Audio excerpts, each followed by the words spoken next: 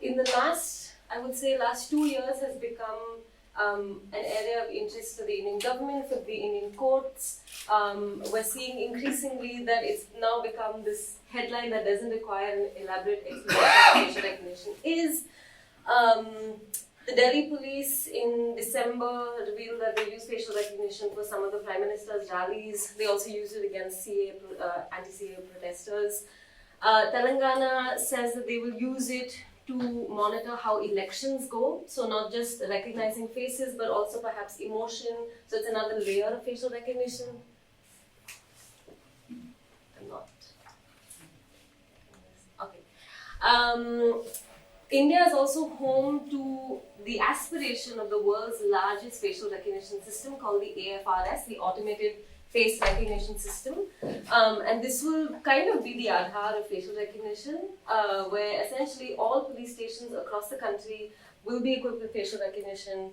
They will have real-time capacity to identify quote-unquote criminals, and I'll come to why I'm saying quote-unquote in a bit. And police stations will have the ability to exchange this information in real time. They can use pictures not just from CCTV cameras or criminal databases, but also something as simple as a newspaper. So tomorrow, if my face is in a newspaper, it could potentially become part of a facial recognition data set. All of us are probably in some facial recognition data set somewhere because Google is a big source of building these systems. The Indian Railways, in the last month, also in January 9th, announced that they will be using facial recognition to enhance safety, particularly for women. A lot of the money came out of the Nirbhaya fund for that. And you also need facial recognition to drink chai, apparently, now. So instead of having to reach for your wallet and say you want an elite chai, you just show them your face and they know exactly what you want and it's seamless. Sounds interesting. I am happy to see some people shaking their heads already. Okay, so sorry, I'm still getting a hang of it.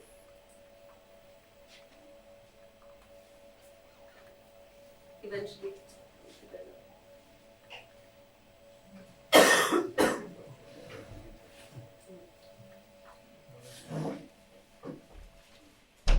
Okay, so before I go ahead and talk about some of my research on these systems, I want to spend some time talking about facial recognition because I think every time there's a new technology, we sort of run the risk of using many words, so artificial intelligence and machine learning and neural nets and face recognition without actually looking at what that system essentially is.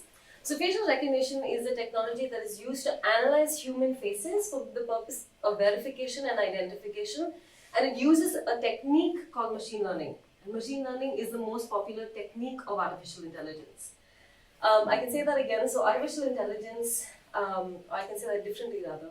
Artificial intelligence is essentially a subfield of computer science that aims at ensuring that computers mimic or resemble human intelligence. The most popular technique of artificial intelligence is machine learning. And this technique is used to do something as specific as facial recognition. I'm going to talk a little bit about the technical aspect of things, just so that we have a sense of how law and technology sort of meet each other. So say I wanted to write a recognition algorithm for golden retrievers. What I would essentially do is I would find 1 million pictures or 1 billion pictures of golden retrievers and run a machine learning algorithm against that data set for the algorithm to understand what a golden retriever looks like. So what are the different colors, what are the different faces, what does the tail look like, what is the size, things like that.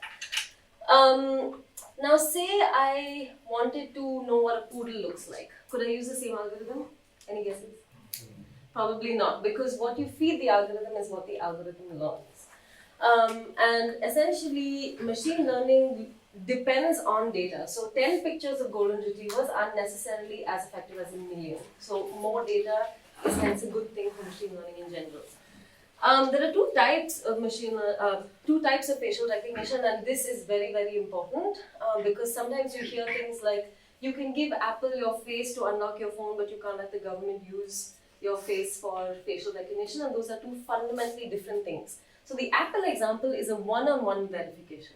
One-on-one essentially means that I know who you are, I know the ground reality of I am Vidushi. My face is in a data set labeled Vidushi.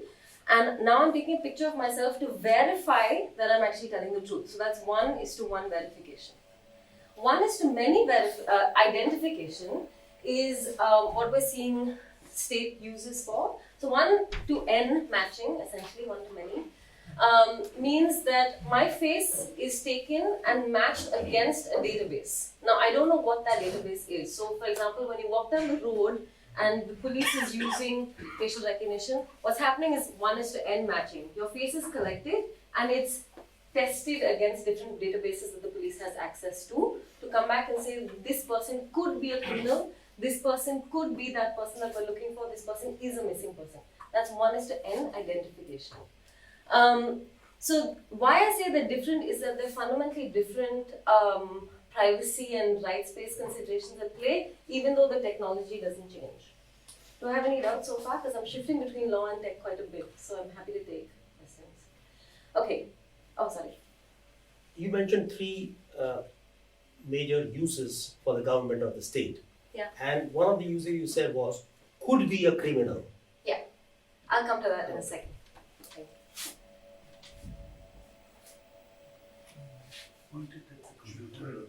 Oh, I thought that.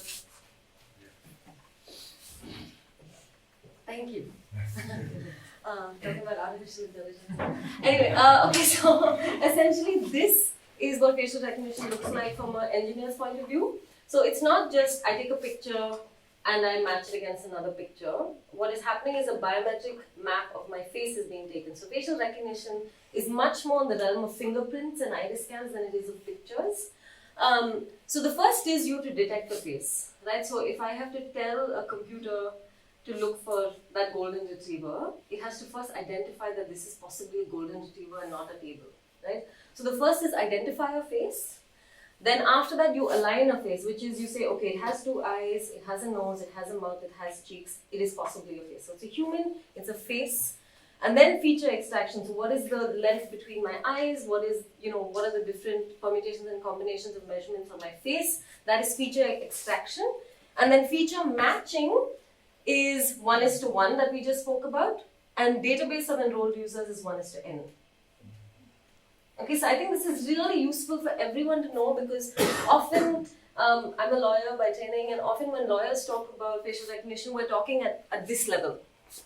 We're thinking about matching, but actually we need to go back to where it all began, so to speak. Yeah? So let's talk through the process. Now, regardless of what application of facial recognition is being used, there are always 3 steps, in my opinion, when you're talking about machine learning. So design, development, deployment. So let's stick with the golden retriever example. So the first is design. How am I going to design the system? So which pictures am I going to use? How many pictures am I going to use? What kinds of verification do I need? So do I want only these 10 golden retrievers to be found, or am I looking for 1:n matching? Do I want to find any golden retriever at any point? What kind of algorithm will I use? So will I use a really fancy neural net with like 1 million features, or will I use a simple regression algorithm to sort of understand how to do things? So these are all design choices that a human makes. Yeah? Then you come to the stage of development. So we've started training the algorithm. Now I have to decide what kinds of errors am I okay with? Am I okay with 5% accuracy? Am I okay with 30% accuracy? Do I always need 100%? How do I define success for this algorithm? Do I need to know exactly which golden retriever we're talking about, or just the fact that it is a golden retriever is enough? So all of these are development questions. I like to think of it as a testing phase. So when, once it has been decided that this system will exist, and before it has been decided that this system will be used, is what I call the development phase. And finally is deployment. So again, when we read in the newspapers that the railways are going to use this, we only look at this part. But I would urge you to start looking at the design bits first. So deployment is, where are we going to use this, how are we going to use this, etc. So when I said people who are quote-unquote criminals, and answering your question, the AFRS is the automated facial recognition system that is envisioned by the Indian government, by the Home Ministry. And essentially what it says is we will catch criminals and we will make sure that there is greater safety on the road. Now, just taking that at face value, obviously we want less criminals and we all want to feel safe and not fear for our life or property or whatever. The problem though is that the definition of criminals is incredibly fluid. So if the definition of criminals was just people who already exist in a criminal database, that is one issue. But unfortunately, criminals can be defined at any point in time, at any point of deployment. So it's not even at the point of design. It's not saying that we're only going to use this database to understand who a criminal is or to understand what the criminal justice system looks like. Everyone is included in this, you and me, and I'm not making any assumptions about our criminality here, but all of us are part of every facial recognition system under the AFRS till here. So one of the first things the Home Ministry said was that privacy concerns don't matter, this is all paranoia, this will only affect criminals. It only affects criminals at the stage of deployment, but every time we have walked past a CCTV camera on the road, essentially our picture is taken and it is matched against different databases. And probably most of us will come out as a negative match and our lives won't be effective and there's no tangible difference to your life, but your face is sitting in a database somewhere. And even if you think that you are not necessarily a criminal or you don't have anything to hide, the age-old argument, it's still a problem, and I'll come to that in a second. Okay, so the arguments in favor of deployment of this tech, and Vijay will talk about this a little more in a bit, but it's usually, we find missing children. The Delhi police reported that they found 3,000 missing children using facial recognition last year. And it sent the world in a tizzy because we were getting, calls from news agencies around the world saying this is the first good use case that we've seen, and this is the first use case that can actually, say that facial recognition is not all terrible. And I'll come back to my analysis of that. Catch criminals we just looked at. Safety. So having facial recognition will ensure that people know that they're being watched, and people who want to then snatch your phone, or people who want to eat these women won't do it because they're being watched and they can be tracked at any point in time. Anti-trafficking is similar to missing children. Law and order in general, to say, there are protests, and if things get violent, we know exactly who the problematic elements are. I think the government has started using words like habitual offender or habitual protester, and these are all new classifications of people that don't exist in the law, and I want to continually say they don't exist in the law for a very specific reason I'll come to. And like I said, it's not a privacy worry as it's only intended for criminals. So these are some of the optimistic readings of facial recognition, often state-led analysis of facial recognition, and also obviously companies who build them. And I'm not going to speak for Vijay to come back to it when he's doing his presentation. So this is mostly my research. Again, I'm being very transparent about the fact that this is, of course, my reading of it. You don't have to take it at face value, but I'm going to try and give you as much reading and fact as possible for you to come to your own conclusion as well. So the first thing we hear about facial recognition often is that the accuracy rates are really low. The example of Delhi police that I told you about, where it was used to find missing children, we found that the accuracy rate was less than 1%. And the Delhi High Court said that this is, completely not okay for the government to be using a system that is less than 1% accurate. It couldn't even tell gender, so it had a trouble distinguishing between boys and girls. And this is not an India-specific problem. Even at the cutting edge of technology, researchers at MIT found that commercial uses of facial recognition, so your IBMs and Googles and all of the fancy big players, they use facial recognition algorithms that were very accurate only if you were a white man. But if you were a black woman, for instance, that accuracy rate fell significantly. In London, it was recently found that 80% of facial recognition matches were false. And that led the House of Lords to say, this is completely unsustainable. The cost of using facial recognition is too high and we need to put a halt to it currently. While I think that is an important argument, I think it misses the point because it assumes that accuracy is a problem, which means that once you cure inaccuracy, it will be okay. My argument is actually that if we have perfectly accurate facial recognition systems, it's actually much worse. And the reason for that is, firstly, say if I was a black woman under the MIT Media Lab study, right? So essentially what the researchers are telling me is that this algorithm cannot find you, right? And as a privacy-leaning lawyer, I'm saying that's great. I don't want algorithms to find me. I don't want to be included in a perfectly accurate system of surveillance. And so that's a good thing. But at the same time, if you do improve the accuracy, what ends up happening is that you end up being surveilled much more precisely than you previously were. Is everyone with me on that? Should I repeat that? Yeah, okay. So basically, it's like catch-22. Inaccuracy means that you will be wrongly identified. So I could be at an anti-CA protest, and if I'm wrongly identified because I'm a woman, then I could be put on a wait list somewhere or on a blacklist somewhere. I will never know. So that wrong identification is terrible for that reason. But also, I don't want it to know exactly who I am and what my movements are. So accuracy for me is not an effective way to look at these problems. Because even if you have perfectly accurate systems, there are all of these other problems that happen. So the first is that it encourages this open-ended data collection exercise, right? So a lot of people have been sharing videos and pictures of the CA protests, as we should. Unfortunately, a side effect of that possibly is that all of our faces are somewhere in some sort of database to say that these are all the people who were at these protests.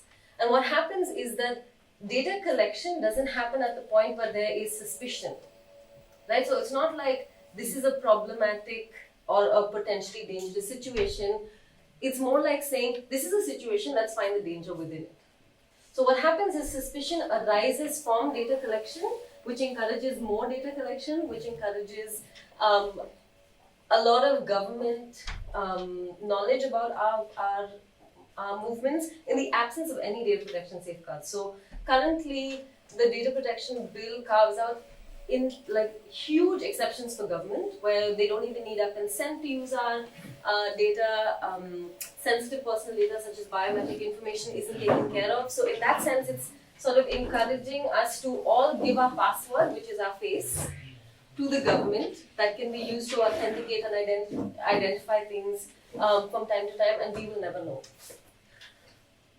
Any questions? Yeah, so you mentioned the PDP bill, right? Yeah. So if that act comes, does it leave deployment of facial recognition only with the government, or can the private sector also use it? It doesn't leave facial recognition just the government. I think it leads like unfettered facial recognition development and use by the government because consent is completely watered down. But you could still possibly, I mean, this is more of like a legal conjecture more than, actual reading of the law, but I don't think it precludes the use of facial recognition. Yeah. You are a lawyer, you said. Yeah. Can anyone randomly ask for my fingerprints? No. So why can they randomly take my picture? Thank you. That's exactly my point.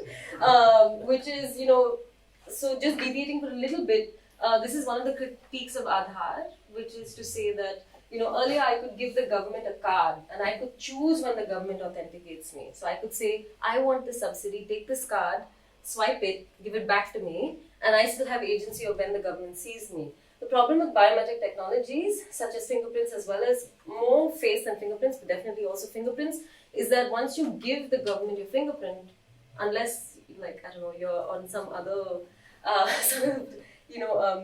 movement to change your fingerprints or something, you can't really change biometric information, and the government always has that and the ability to authenticate you in motion and completely invisibly. And that's even worse with our face, because at least with my fingerprint, I have to put my hand on something. I know when that's happening.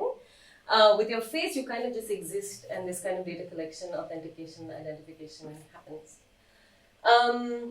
The second thing, I touched on this a little before, is that it's not just about criminals.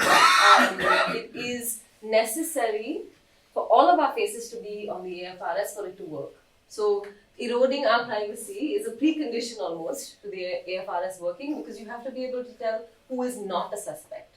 And to say who is not a suspect, you have to collect our picture, run it against your system, get a match, get a rate of probability that there is a match, and then say no. So even though there's no tangible change to our lives, there is a huge cost in terms of where your biometric data sits and who can see it and what can be done with it. The third one is an extremely interesting case. It's for those at the back. right, for function creep. So the Delhi police in the beginning of 2018 went to the Delhi High Court and said, there's a huge problem of missing children. We're finding it really hard to do. I think it was also the Ministry of Women and Child Development. So they went to the High Court and said, this is the problem. And what the High Court said was that you need to use technology in a good way. So let's use facial recognition on a pilot basis to see what you can do. And then a year later, again, two judges of a division bench of the Delhi High Court again reiterated this and said, if technology can be used for good, we should do it. We need to find a solution for missing children. And so please use this technology. That was in Jan 2019. Come December 2019, it's being used to profile protesters who are simply exercising a constitutional right.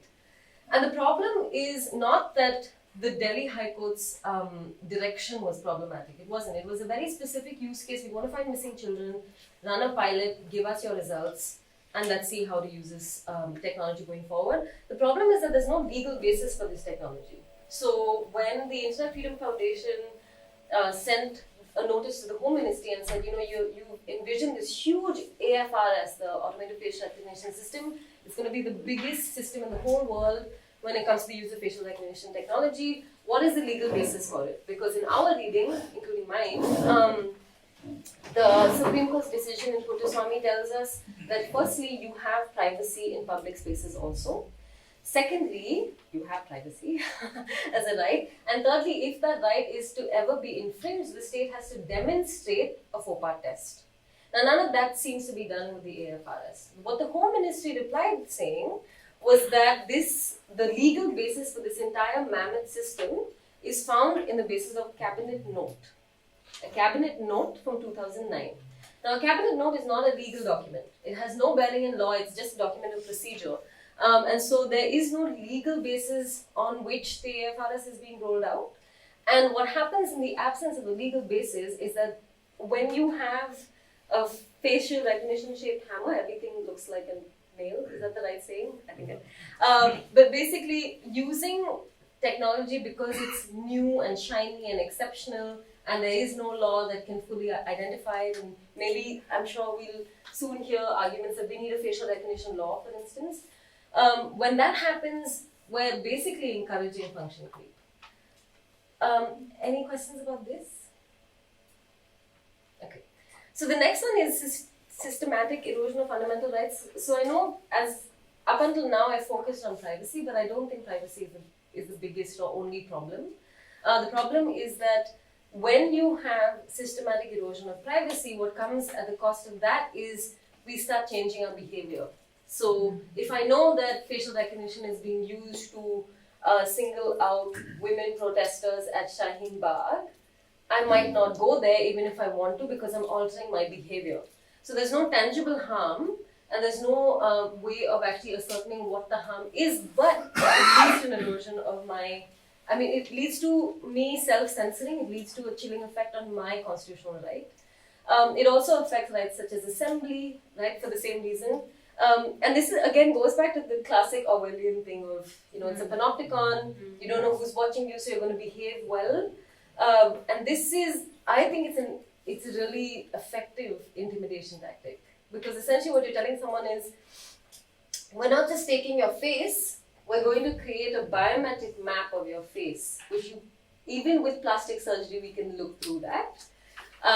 And so it really encourages, or rather it discourages dissent, it discourages the exercise of constitutional rights that should be, in my opinion, at least, encouraged. The next one is actually really interesting. It flips the basic presumption of innocence. So in our criminal justice system, what we say is everyone is innocent until they're proven guilty. And if there is a suspicion of your innocence, then you go through the checks and balances and procedures laid down under our criminal law. What happens under facial recognition is that each of us is presumed guilty till the system confirms that we're not. So it's a fundamental shift from how we think about criminality and crime, which is why I think it's important to constantly have those inverted commas around criminals, because earlier there was a standard of law that needed to be achieved for you to be branded something, but here we're all branded something just by virtue of having walked past a particular camera in a particular place. The next one is opaque lists and categorizations of people. So before December, I didn't know that being a habitual protester was a crime, or that was a separate, sort of category of people. But it now exists. There are many more that I can't remember. I don't want to misquote, but basically what's happening is that there are opaque lists being created. If you look up, in fact, I got sent pictures today of police in Bangalore taking pictures and videos of protesters. And my hunch would be that it's being used to feed a database somewhere that will then extract faces from these images.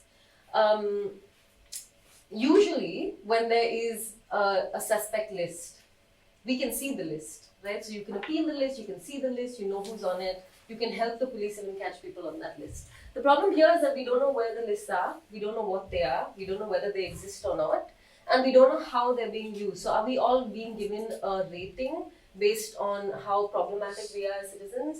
Are we all being given a rating for how well we behave in public spaces? China is already doing a bunch of stuff like this on a pilot basis, but I don't think that I think it's a natural consequence of using lists and having the ability and the luxury of not needing to be transparent about how you're categorizing people and storing their data, that things like this will happen. And I already spoke about the accuracy conundrum a little bit, where basically creating more or creating better quote-unquote systems is not necessarily the goal, but then if they're going to be used anyway, should we risk constantly misidentifying people who are already vulnerable for many, many reasons? Any questions from here? Yeah. What sort of Yeah. me? Yeah.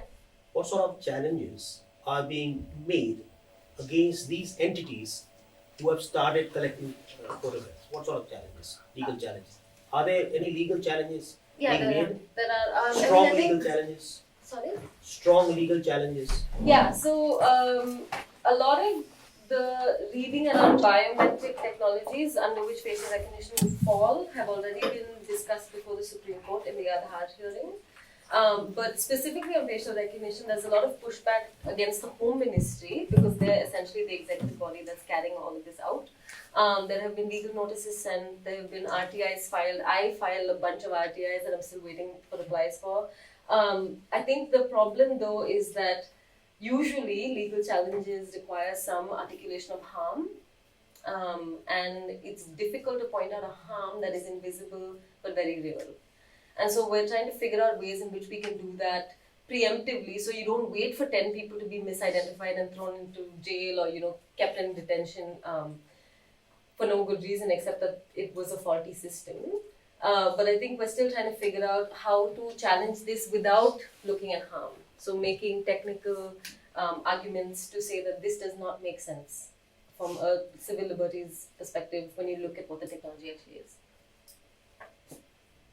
Just in terms of the biases, I mean, when we're living at a time where the government can issue, or the Prime Minister can issue statements about protesters and their clothes and recognition. Yeah. I'm wondering about the design part, whereas as opposed to the white man, whether there's the element of over surveillance in designing softwares where the bias in crime is replicated. Does that happen as well? Yeah, let's just go back to, sorry, I am not figuring this out. Okay, so I think that's an excellent question because often what happens in the design phase, and it depends on the type of algorithm you're using, but usually you have to tell the system what to look for. So you have to train the system on what computer scientists would call features. So for instance, if I was building a golden retriever algorithm, what I would say was, very simplistically, I'm not saying it's this simple in real life, but what I would say was, look for this particular shade, or look for this shape, or look for this particular kind of ear, or whatever. It is possible to create systems that single out people on the basis of a beard or a cap. It is possible to, and there's a lot of pseudoscience actually, it's an interesting phenomenon around facial recognition where people say, we can use facial recognition to figure out what your sexual identity is, or your sexual orientation is, or we're going to use facial recognition to figure out your ethnicity, or and all of that is definitely not in the realm of science. Like any serious professor would refute that completely. But the problem is that it is being bought into by governments And there are a bunch of companies around the world that say we can discern caste, we can discern, your roots, for instance. And so what happens with that is, I'm not saying that that system would necessarily work, but it would create categorizations of people that would then be used against them in ways that they don't fully understand. So it's definitely possible. Unfortunately, it's probable as well, I'm guessing. Was there another question? Sorry. So just trying to understand. So is 1:1 okay and 1:n not okay? Oh, that's an excellent question. So I think 1:1 is less dangerous than 1:n. So let me just go back. Okay. So 1:1 and 1:n has a difference here in how it's deployed and possibly in development to say that this is how I'm training the system. But essentially, if you strip it down just to essentials, you have data, you have a data set, you have an algorithm, you have, so what, I should have mentioned this before, but what emerges from the process of training is called a model. So computer engineers would say model. My model is performing well or not. So that means the decision matrix that has arisen from it. Those models exist as well. And the ability to carry out 1:1 or 1:n both exist as well. The only difference is how much do you trust the person doing 1:1. So, like a lot of people say, if it's a European company, I don't care because they would never be able to sell my data in XYZ ways because the general data protection regulation exists. But in my reading, if we have such huge carve-outs for Indian government use of data that can be compelled from companies as well, I don't think there's an actual difference.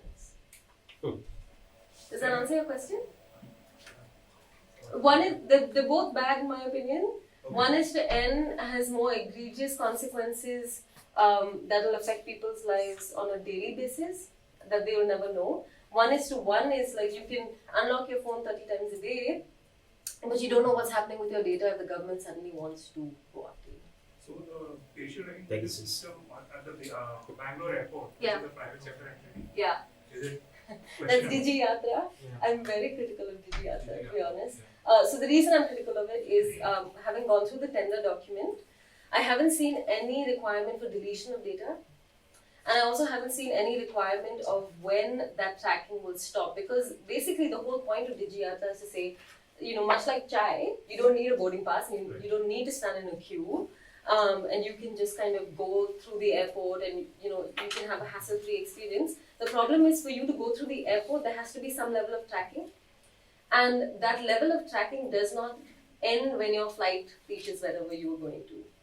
Because there's no requirement on the Airports Authority of India to delete that data. And also because it comes under the definition of state, it can do any number of things with it. It can be used to authenticate you. I mean, so if I said, give the Airports Authority of India your email password. They won't use it against you unless you're doing something wrong. They're only going to use it against you to make your experience at the airport better. Would you give it? Probably not. But the problem is that our face is a password in many ways when it comes to how we access government services, how we access public goods and things like that. So a lot of people think Digi Yatra is better. I am of the opinion that if you look at just the architecture, the technical architecture of the system, you'll find that they're both equally problematic. Does it matter? Yeah, I have a question. In the Digi Yatra scheme, isn't the data still with Aadhaar and they just have access to it in real time and not storing data in the airport authority servers or anything? So that's usually the case often that we see in tender documents, but for the system to work, you can't simply use a particular piece of data, make an inference about it, act on it, and then not have it stored in a model somewhere. So the pilots running in Bangalore, Hyderabad and Delhi airport are run by 3 different companies. Yeah. And the actual installation in the rest of the airports, I think Calcutta, Central, etc. Yeah. The stack to be actually officially available to these private sector companies and airport authority is still not out. Is what I understand. Is that correct? Sorry, can you repeat that? It's not. The 3 pilots that are running, which is Bangalore, Delhi, and Hyderabad, are running as pilots. Yeah. But the Digi Yatra architecture that's shown in the tender document is still not available. So actually, officially, I don't think this Digi Yatra has really taken off yet. Is that right? Yeah, it hasn't taken off. But my skepticism comes from knowing that pilots often become the norm before we have a choice to opt out of it. much like Aadhaar was a pilot and then it just became impossible to live without it. I have another question, if I may. Yeah. You spoke about the police forces and the criminal record. Each police force in India has a separate data set that they have for criminals. Yeah. And most of the FRS systems that they're running, Yeah. they actually only have that limited database. So you're talking about the CCTNS, that's unfortunately it's not true. No, not the CCTNS. Like for example, Punjab Police, they have their own set of database. Yeah, no, I'm aware, I'm actually doing field work with them, but that's only one part of the puzzle. So essentially if you think of the AFRS as a web, right? Each police station has its own database and its own particular understanding of its local context. But what binds them together is the CCTNS, the local database, images from CCTV cameras, images from newspapers, images from raids that aren't even legal. So, a police officer could have had a really bad judgment call, taken a lot of invasive pictures about someone's family and home and things like that. And even if that is not allowed under the law, the pictures from that will still be part of the AFRS. So the police databases are a very small portion of how the AFRS will function. In my reading, mostly it's going to be CCTV, real-time surveillance based, and also newspapers and things like that. Does that answer your question? Was that a question? Yeah. No, just as a curiosity question. So today in the world of social media, people post pictures of themselves, photographs of them all over the net.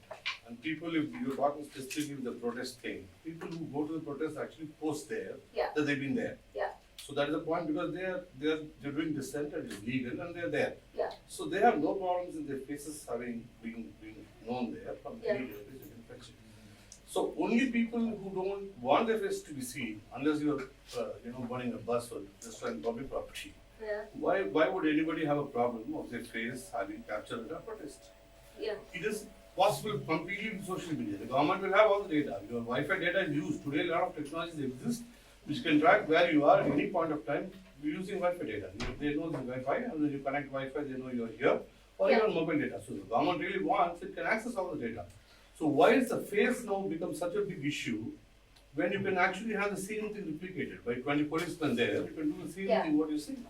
So when I post a selfie on Facebook, I'm not acting from a place of fear, and I'm not acting from a place of no one will put me on a detention list because I haven't done anything wrong, because that buys into the sort of what is it called, the narrative. Yes, thank you. It buys into the narrative of if you have nothing to hide, you have nothing to fear. Right? So the problem is why facial recognition is a big problem is that it allows the government to create these new layers of problematic citizens. So if you're a habitual protester suddenly in December 2019, you're someone that the government is looking into, versus in December 2018 where protests were not as big a deal. So with facial recognition, what is happening is it's enabling the real-time opaque creation of new kinds of lists with no consent and with no understanding of what individuals actually want. So in your example, just to sort of prod that a little more, so you said we all post on social media, the government can do whatever they want, but the government doing whatever they want is not the norm, it's the exception. So if all of us have Facebook profiles and we share our coffees and our kids and our managers and everything, the assumption is not that the government will be looking at this. Right? The assumption is that if there is a standard under the law that I have reached for the government to infringe on my privacy, that will happen. With facial recognition, that infringement happens just to see if you are someone who's suspicious. So that invasive level of knowing everything about you, knowing your face, happens without any sort of suspicion. The suspicion arises after your face is collected. So it's like saying, if you are walking around, I need you to hold your house papers around every second of the day because we're all assumed to be illegally squatting. It's literally the exact example of that would be the same, because if your face becomes the way in which the government identifies you and the government classifies you as a criminal or not, or a protester or not, then you have no consent anymore. Right? So you'll be acting out of fear all the time. Does that answer your question? Actually, no. Can I? Yeah, you can, but maybe we can do it later with the others. We Okay. can do it on. In general, with the current facial recognition sort of infrastructure that exists, would you say that it has a higher error rate than the biometric infrastructure in place? Or, I mean, because they're both probabilistic in nature, Yeah. essentially. So, So on an from- average, what would you say would be more useful, more accurate with regards to identification or verification? So I think facial recognition in general is extremely unreliable. It's less than 1% in the Delhi police trials. Biometrics also, as you know, are not perfect technology, but I don't think the error rate is that low. I don't think it's less than 1%. I think it's more about 80% of. But also, I mean, like I said a little earlier, I don't think accuracy is also the way in which we discern whether they're a good application or not. Yeah. Yeah, so in the absence of any legal framework, government has already shoved down facial recognition on us. So in right that line, if you have seen the movie, it's a pretty old one, Minority Report. Yeah, so the emotional recognition, which has already been implemented across various cities. Yeah. So do you think that our government may use as a preventive measure to stop crimes? And how troublesome that might be if you're a protester and you are riled up already. So and they have electronic trails tracing you back to many protests. Yeah. So, So I can give you an example on emotion recognition that exists on a much more controlled scale. So there's a company called Higher View, and what they do is they tell HR departments, instead of screening 100 people manually, just get people to send videos. We will do emotion recognition, and our AI system will tell you whether they're a good candidate or not.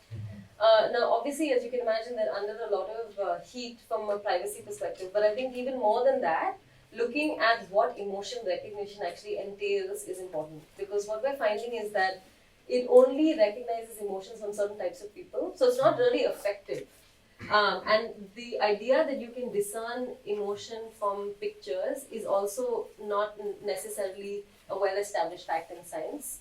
And so what happens again is like a chilling effect. So if you know that there's emotion recognition in this train station, and you're not being allowed to board your train because they didn't like how you looked or something, you could look really angry and either be misidentified, or you could need help, or you could be being attacked and it wouldn't identify the people attacking you. I mean, I'm not saying that it would never work, but I don't think it makes sense at scale. I can definitely see it being rolled out though, because it's already happening in China. I've been studying it a little bit. So they're using it for much more innocuous purposes, like when people are crossing the road. For instance. So when people are crossing the road, if someone jaywalked and things like that. In general, though, I would advise some caution against emotion recognition, because it's being found by laboratories around the world and the fanciest of places that it simply is not. It's not a reliable way in which you make decisions or predictions. Yeah. It seems, as an observer, as an individual, the facial recognition and such technologies are moving at a quantum speed. Mm-hmm. Whereas the legal infrastructure remains in the industrial age, maybe. Yeah. Okay? So if that be true, and you're a lawyer, how do individuals, then finally feel safe? Okay, someone is taking care, or do we have to start a movement for that, or a CA anti, because we don't seem to really know what's going on. It's all below the ground. So I think, if I understand your question correctly, it's one is on transparency, like how do we know what's going on, but the second is what do we do about it? Speed. Yeah. So the transparency question is something that is being thought of around the world. The European Commission recently said that if you are subject to an automated system, you need to be told.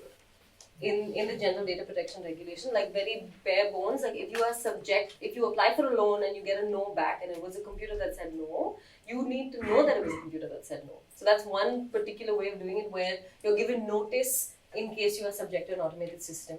The problem though is that, with things like face recognition, it's literally like you can take innocuous information sitting in a computer or on a newspaper and then make all of these dangerous inferences about it, and the person will never know.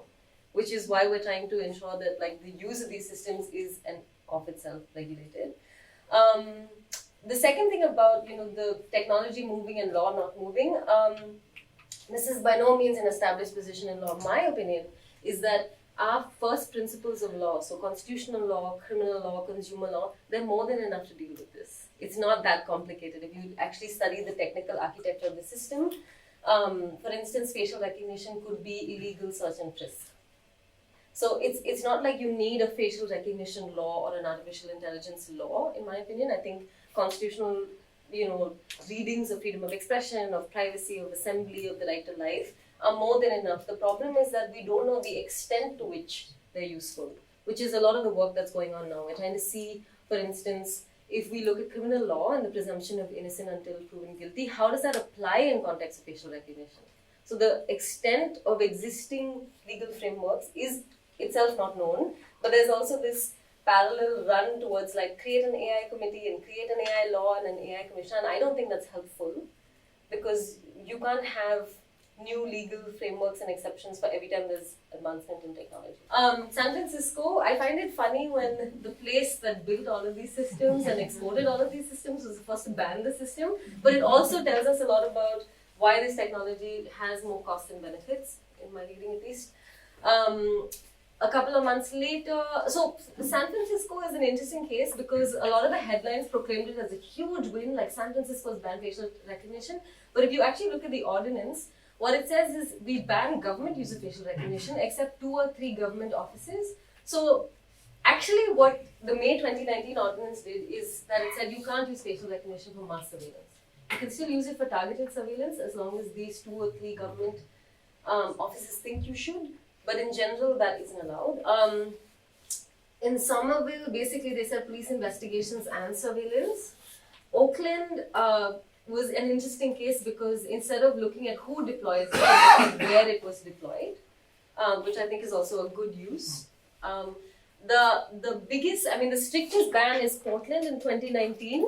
So they said you just cannot use it, full stop. We don't care who you are or where you're using it, you just can't do it, which was the strongest case. Members of Parliament in the UK, after a couple of trials in London that found that 4 out of 5 people were misidentified, said that you need to consider banning this technology till we know more. And as of last week, again, a lot of people were excited about this, about the European Commission looking into facial recognition ban of 5 years. The problem is that one of the exceptions is security, which of course we know how much it is.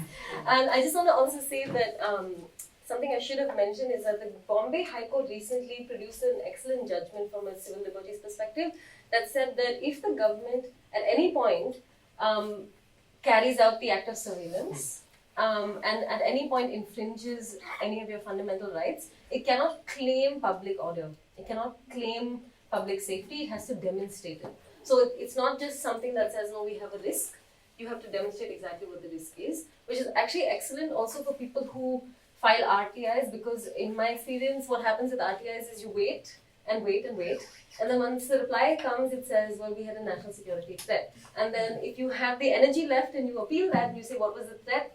You don't get a reply. So I think it's also looking at the legal framework surrounding these technologies that's important to consider. So you can say, like the police authority could say, we had credible intelligence that XYZ was happening. Or you could say that we received an order from this executive government to say XYZ. Like you have to say on the basis of what that threat emerged. They don't necessarily have to give you granular details, but some high level of explanation of what the threat was is usually necessary, or rather is ideally necessary, but it's not usually given. That's still vague. Yeah, it's still vague, but I mean it's better than what we have. I think that is my last slide. And if there are any more questions, I'm happy to take them. Are we good on time? Because I've been asking the Delhi police, for instance, to give me the model for their predictive policing system, CMAPS, for 2 years now. And I've gotten national security as the exception every time. I think, though, like the route of impact assessment and the route of auditing and sort of like reverse engineering models is something that I am very optimistic about, simply because I think a lot is lost when you're just looking to optimize the system, as sadly most computer scientists are, And then a lot is also lost when you're just trying to change the atmosphere, which sadly a lot of lawyers do.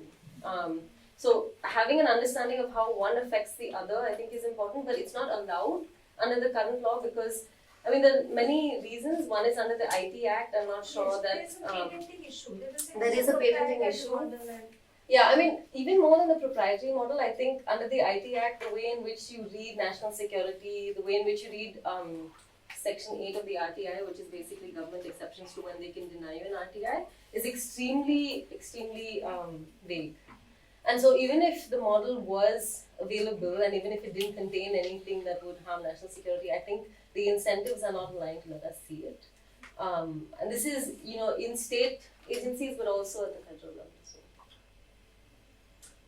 What do you think about Election Commission having access to facial recognition? Because Telangana State Election Commission is using this and it has used 2 days back. Yes. yeah. I don't know if you follow Srinivas Kodali. He does some excellent work. I think he tweets at Digital Datta. He does some excellent work and he's been sort of following this quite closely. But in my admittedly more high level sort of reading, I think the fact that we're using invasive technologies for anything surrounding elections to me is problematic. Especially because, so if we go back to design, development, deployment, eventually when I figure this out, okay, never mind. So when we go back to the design phase, I think a lot of the things that you would have to consider at the time of designing these systems, especially when you're going to use them for elections, are not constitutional. I think you would have to look at protected characteristics, you would have to look at identifying things like caste and gender and things like that. So I don't know if it would stand legal ground, but again, we don't have the legal critique of technologies yet in the government or in the courts. I mean, I think courts are much better, but because we think of technology as neutral and as fancy tools and as things that will solve human bias, what ends up happening is that we just roll with them till it's too late. So that's my pessimistic answer. Yeah. Just in terms of, I mean, you're referring to it as mass surveillance, but then the option of where it should be deployed and what kind of data comes out of it ultimately rests with the state. Yeah. So is there a threat also that, maybe in the NCRB report 10 years from now, there'll be these categories, but also biases towards certain communities, religions, castes, depending on where and how much is surveilled and what the data is produced from. Oh, absolutely. In fact, I'm presenting a paper next week that looks at how the Delhi police categorizes data and how it creates data. Just to give you an example of how that is already happening. So, like I said, we filed RTIs to find out what the predictive policing system was like. We wanted to audit the system. We couldn't do it. So we said, okay, we're going to do ethnography of how the system is built by humans and sort of understand the human and technical relationship. What we found was that firstly, there is no standard operating procedure for how data is created. Because often when we're talking about data and technology, we assume data exists, right?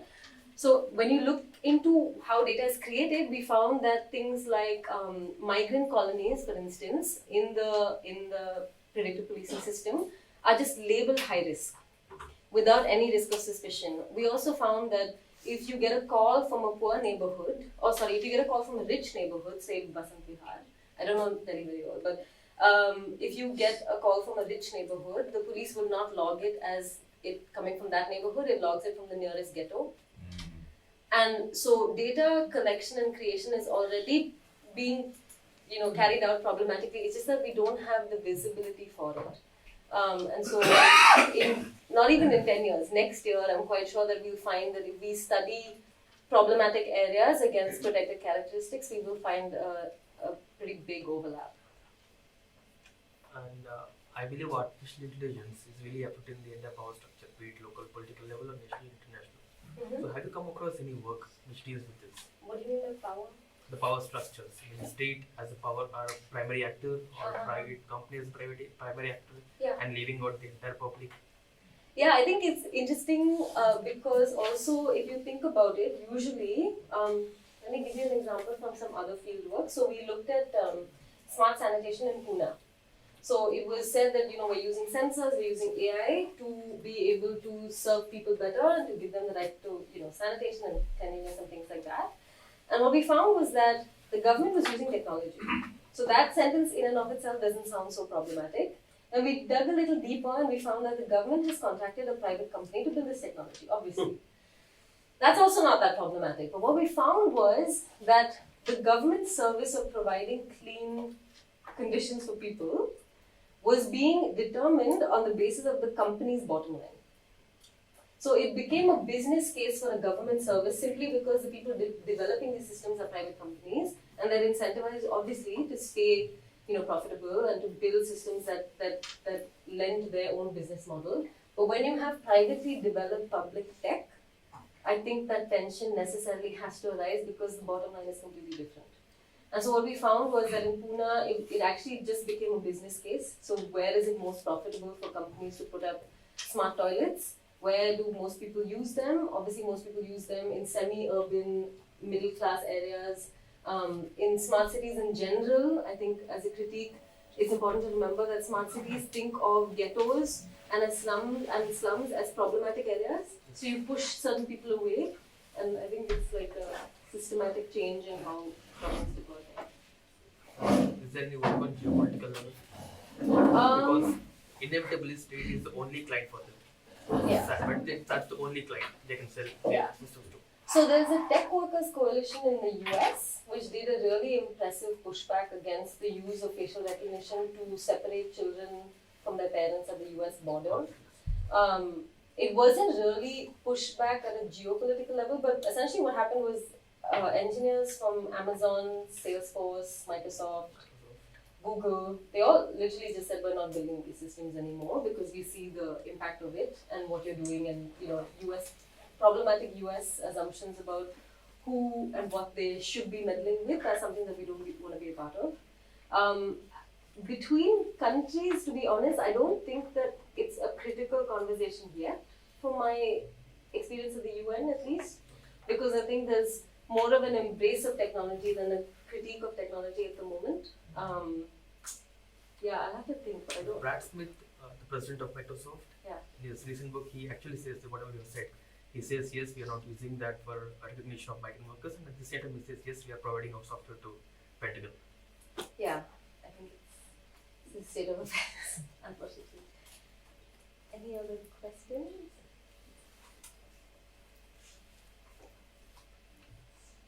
Are we good on time? Plenty of time. Okay, awesome. Maybe I spoke too quickly. No, that's fine.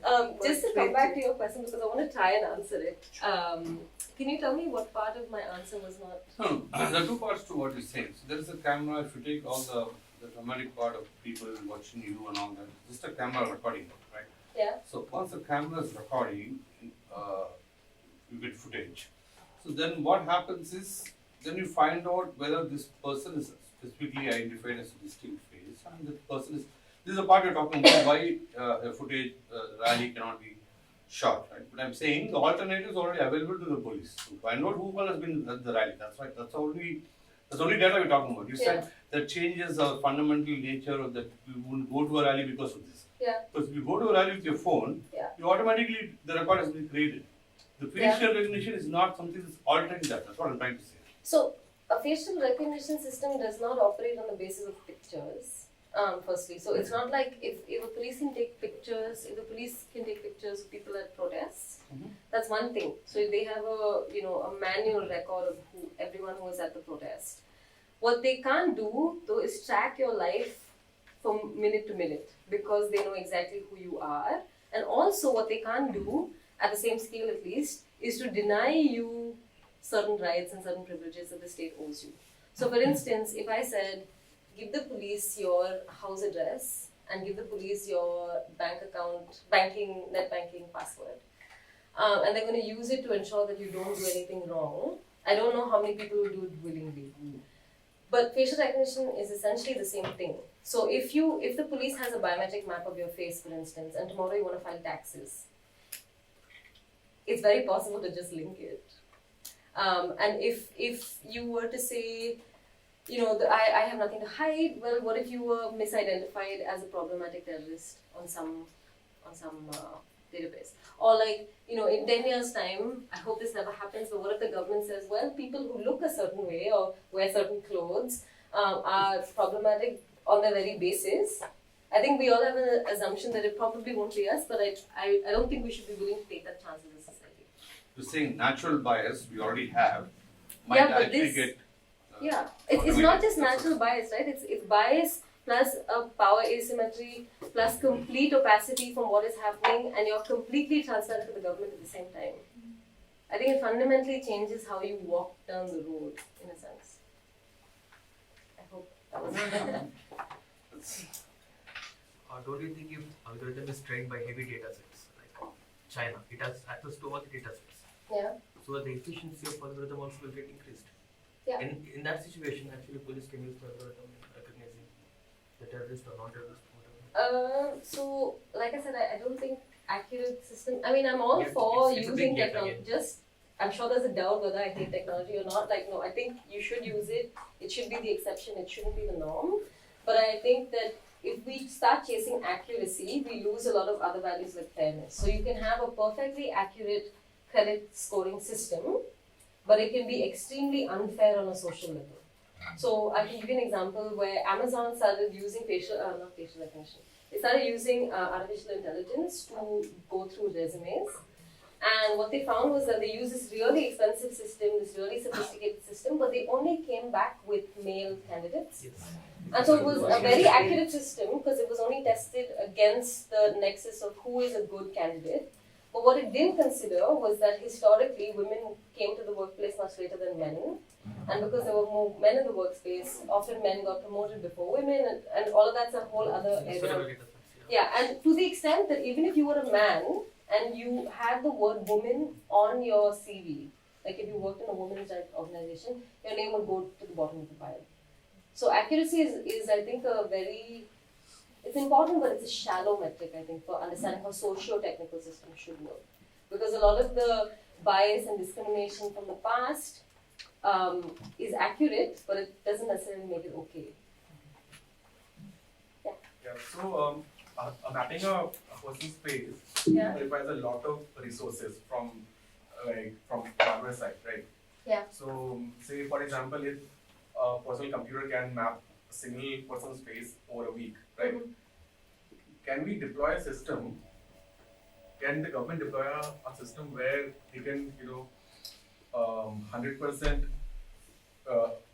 map every citizen of the country? Does the government have enough resources, or can they develop such resources? Because I think it's very far-fetched. I agree. I mean, we still have power outages, right? Like, Yes, correct. I couldn't even use this. So, like, I think is the hardware reality also in terms of climate change, that they're finding that building neural networks and building certain types of AI systems is just not sustainable in the long run because it just costs too much from an environment perspective. But in terms of hardware, I think it's definitely an important aspect. And the problem is that you don't need to demonstrate hardware competency to be able to say we're using these systems. That's the whole problem, right? So you can have a really clunky system. Yeah. You can have, from my fieldwork in the Delhi police, I know that they're still using Windows 95, which to me is amazing. I didn't think I'd see it in 2018, but they're still using Windows 95. And the fact that hardware is so visibly lacking is a big problem, but unfortunately it doesn't come to the surface because it gets hidden under this assumption of fancy tech. So, for instance, the predictive policing system that I told you about a little earlier, we found that it wasn't, fancy inferences being made at all. It was actually just humans deciding which areas were problematic and saying the system said it. So can we do, find problematic people from our society and then tag them, and then use the resources on those people so we can identify them better in the future? Or I mean, I think that the word problematic is problematic because the definition of problematic changes on a daily basis. And the definition of problematic has no legal safeguards, so it depends on the government of the day or the police officer of the hour to decide whether you're problematic or not. And which is why I think having legal safeguards as to who gets included in certain data sets, what is the threshold that you have to achieve, whether it's a judicial order or whether it's 7 steps that you had to have sort of satisfied before you're put into a database, that doesn't exist. So the minute we say, let's identify problematic actors and only use it to surveil them. A, for all the reasons I mentioned, technically speaking, just if you look at a facial recognition system in particular, that's not possible because you have to surveil everyone. But also B is that the definition of problematic changes based on the political climate. So college students were not problematic in October 2019, but they are problematic suddenly. And there's no legal safeguard, so you can't do that. I have one question. So is CCTV Yeah. recording on CCTV itself a problem? What you're saying, or you think facial recognition along with that is a problem? So I think Delhi recently, the number is lost from me, but I think it was more than a lakh or a ridiculous amount of CCTV cameras. And I think the nexus between why you want to collect that data and the use of that data isn't exactly clear. Because the research that exists as of now is saying that actually it doesn't help anyone because CCTVs, for instance, at your local store are used by that person who can do any number of things with it, and they have to give it over to the police if the police wants it. But that much collection of data, in the US they found that like police officers actually use that information to stop women they wanted to date or men they wanted to date. Like at the end of the day, it's still a human behind a system. So I think can I go there? Oh, sorry. Yeah, can we take all of these questions to the next session because I'm sure the conversation will probably continue along the same lines. Yeah. So I'm happy to. yeah, so can we just quickly take a break for about 15 minutes and convene for it? Hi everyone, we'll start with the second session now. I'm Anirudh, I work in Carnegie India, I'll be moderating this session. I know nothing on AI or facial recognition, so it will be fun. What we'll do is to give Vijay Ganadesikan, the CEO and director of FaceTagger, about 20 minutes to counter some of the skepticism that Virushi brought to the table in the last session. And then we'll have a small moderated discussion before we open up for Q&A. So, let me invite Vijay. Can you hear me? Good afternoon, everyone. My name is Vijay Ganadesikan. I'm the founder and CEO of FaceTagger. We are a computer vision company, so anything camera sees, we infer them into something what our human beings understand. I am in this room knowing, being fully aware that I'm going to be seen as a villain, right? So I was talking to Vidushi earlier, and she was telling me that she was surprised that someone actually agreed to come forward to have a debate and discuss. I'm a firm believer that, especially in a country like India, where democracy should provide, all these discussions, debates will only lead us into a better understanding of what it is, what is needed, what is not needed. Whenever there is something new, we are all resistive to change, and everything has to be discussed and debated to get the best out of it. So, everything, we live in a peaceful world. So I came in, this was very, very inspiring in this room as well. It says nothing in life is to be feared, it is only to be understood. Now is the time to understand more so that we may fear less. It's very, very apt for this. So the reason I accepted for this, Raghuveer called me and said, I would love to come and talk because we like it or not, we live in a world where there is a dark side of the world as well. So, we don't live in an utopian world, and a technology is very much needed in India if properly used. So, I request, my only request to you is, all those discussions about some, the ifs and buts, right? Of I'm a protester, I am being arrested, right? I request all of you to keep that aside. I'll definitely come to that and have an open mind of what this technology can potentially do. So we can actually discuss that, and I'll definitely address, the concerns as well. I'm here for all your questions. Okay. So I'm going to share. To give you a background, I lived in the US for a few years. I did my MS computer engineering, did all that. I studied neural networks in 2000. Those times you can't even build anything, so the computers have progressed so much now. So, hence face recognition has actually come to the forefront. So I have seen both worlds, and I had no clue about police. 3 years ago, I would have probably, been in Vidushi's chair, saying everything is bad, right? But since having worked with the police for 3 years in different capacities, working with them on the field, I want to share some of my experiences and learnings from the field, especially having an artificial intelligence product, catering to a police department in India where generally governments and police especially are, very slow. So that's what we complained about, right? So even she was mentioning, they're actually using a Windows 95 system, right? So when there is so much of, slowness in the system, people opening up to AI means something, and that's actually very encouraging. And if there are enough merits and good regulations in place, I think it would be a great one to have. So I'm going to walk you through different perspectives. So I always believe that opinions are based on which side you are in and who's the, who gets impacted with what, right? So, technology, especially like something like face recognition, can be a great boon to a country like India. So we work with the government, law enforcement and investigative agencies in the country. We work with the Indian Railways. We do work with the Indian Army as well. On the private side, we do attendances for organizations, factories, things like that.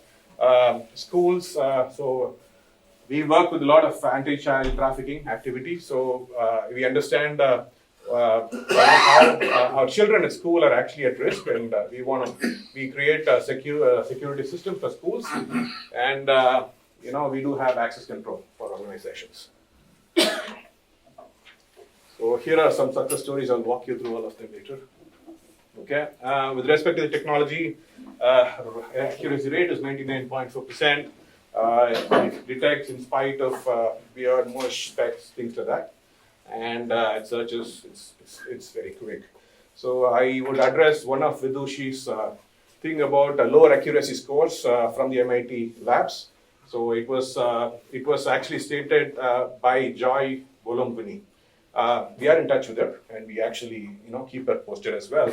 So that article came in September 2017 about recognition engines not detecting darker faces, women, and things like that. And many organizations have actually improved. And we work in the South, so it works better for darker faces as well. Okay, so I'm going to start with a very, very Indian problem.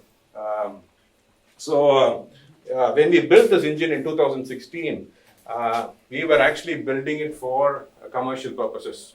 We were not looking at government, police, nothing. So we were actually looking at commercial aspects for face recognition, and we had actually built a good engine.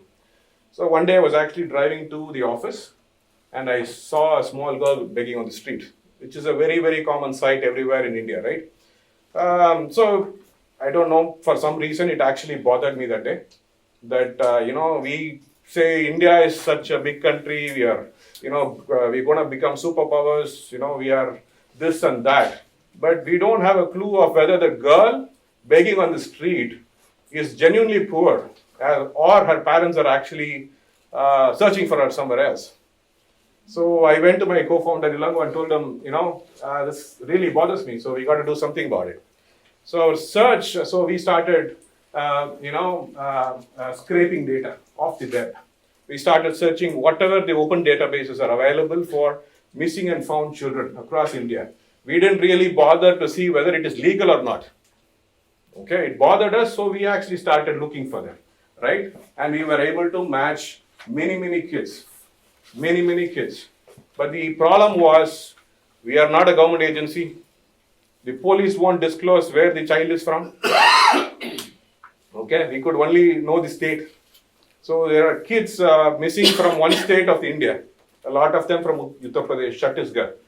We found kids growing in orphanages in Andhra Pradesh, Karnataka. India is a quasi-federal state. No, one state will not share information with the other. Police departments are separate. Then how do you match them? it was becoming a big issue for them. So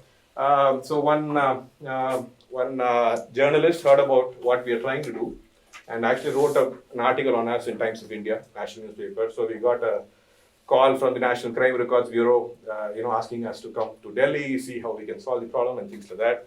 So that's how our journey started with police and everyone.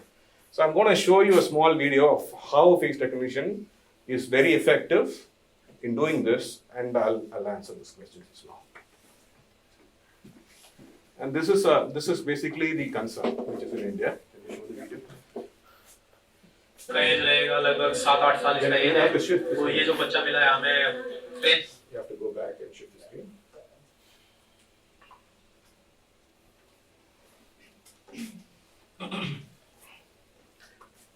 This is a documentary made by Channel News Asia, which was telecast recently, and how we combat human trafficking. ये जो women constable है उसको मिला है, बच्चा बिल्कुल single मिला है, या तो बच्चा हो सकता है पेरेंट्स से बिछड़ के आया हो, या किसी ने बैठा दिया हो, तो उसके मतलब थोड़ा इंक्वायरी करने के बाद में वो क्लियर फैक्ट मालूम होगा।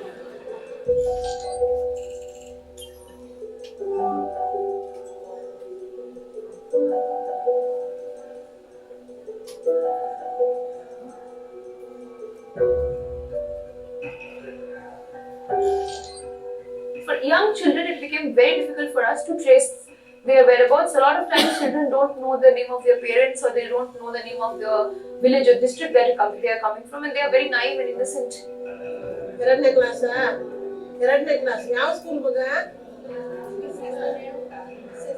School is really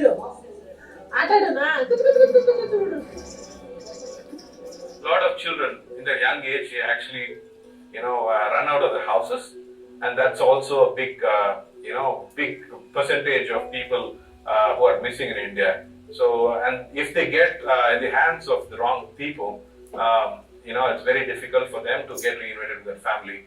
So we have about 4.25 lakh plus missing and found children database. We have actually collated it and connected it to Nanya Parishde. So in face tag, we already taken the snap of this child. Yeah, 77% is matching, but little bit features are same, rightly same. But we are confirming while asking him only.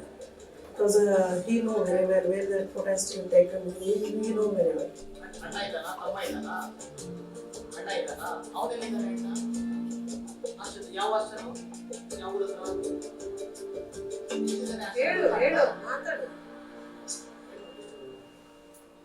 So in terms of children, there is a challenge because you don't know when they are lost. So the kids can actually, be older than that. They're missing photographs, maybe 10 years older than when they were found.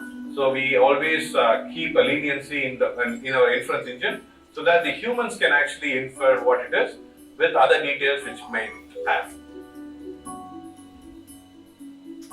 If the face tagger gives us a match, like in the case of the Guwahati child, face tagger gave a 76% or 78% match for the child, we look immediately at the missing report, where the missing report has been registered, and we immediately contact the parents.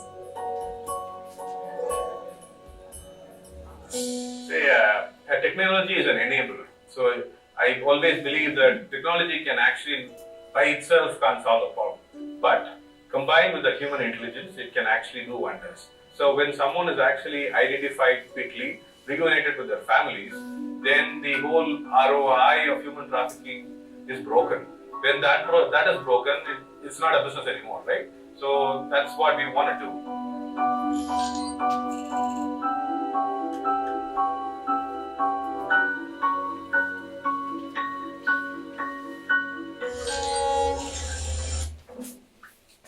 So this is one example of only face recognition can actually fill this gap. So the other biometrics won't work, text-based searches won't work. Only with a face, you can actually check where a child is from and you can actually stop it. So what we are actually working on, what we believe is we want to make sure that it is harder for kids to be trafficked.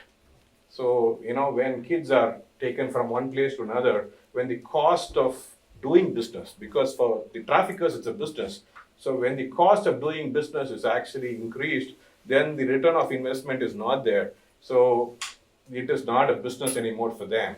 And anyone, so we don't actually charge anything with child trafficking. It's completely a CSR activity from the time we have started. We don't make a single penny out of it. So anyone in this audience who, with the government or police, anyone wants it, we'll be happy to provide our software for free. There's no cost involved. So can you go back to the presentation? Yeah. This is the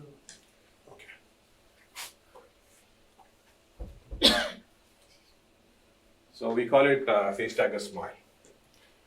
So so now I come to a human trafficking point of view. So we work with an organization called Mighty Nepal. Has anyone heard of the organization Mighty Nepal? So we are fed with a lot of news from Google and Facebook. So we read what we really want to read. So we don't actually looking for things which are actually happening in this world.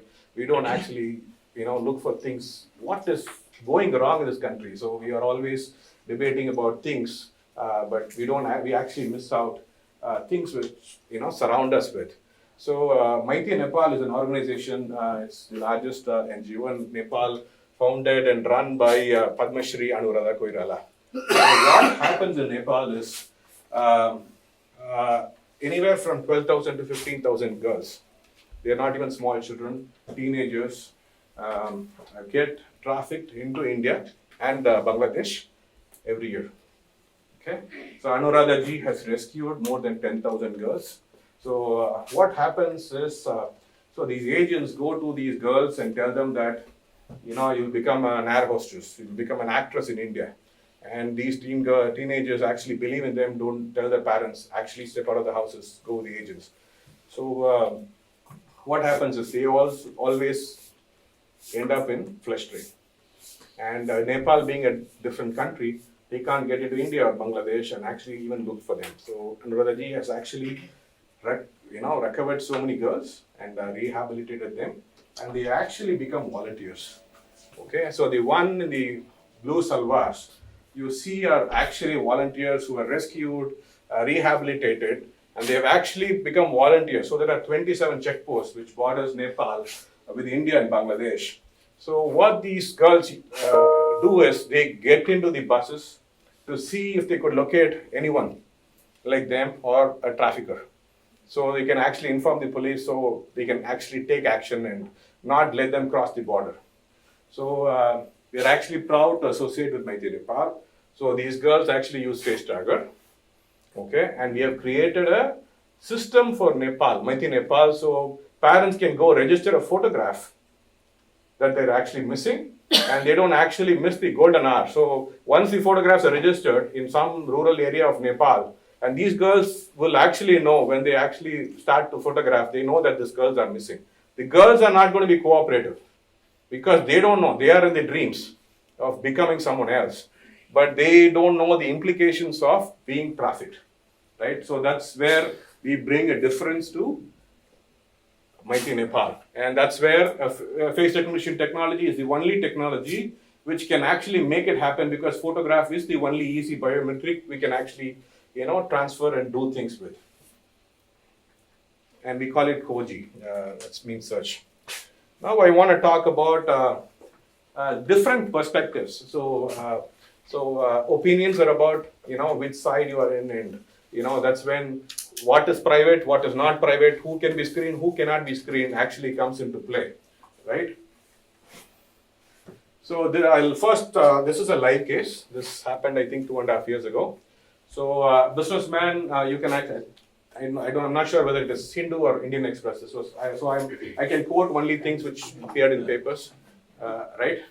So a businessman was actually closing his shop in a district called Mylapore inside Chennai, and he had 3 lakhs in cash.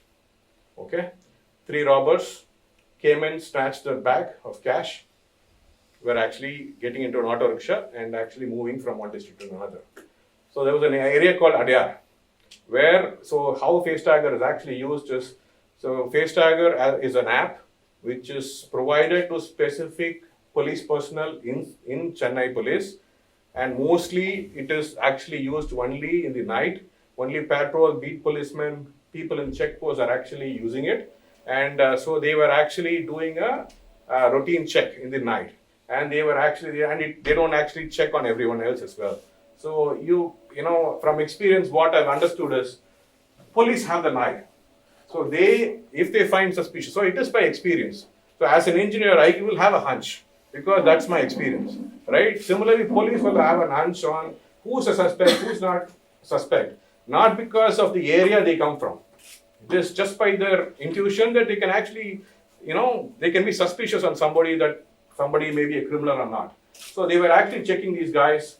They actually found all the three guys had previous record, criminal record with the CCTNS, with the police. And they actually recovered 3 lakh of cash.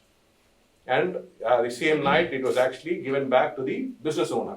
So from a business owner's point of view, screening everyone on the street is not a problem. So that's the perspective.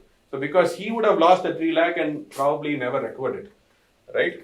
So this is another one. So this is a case, and there is a video of how the investigation happened in YouTube as well. You're free to go check it out. So this was about a serial rapist and a murderer. It's typical psycho killer. So FaceTagger was used to. So what happens with CCTNS is right now is actually a text-based search system. Okay.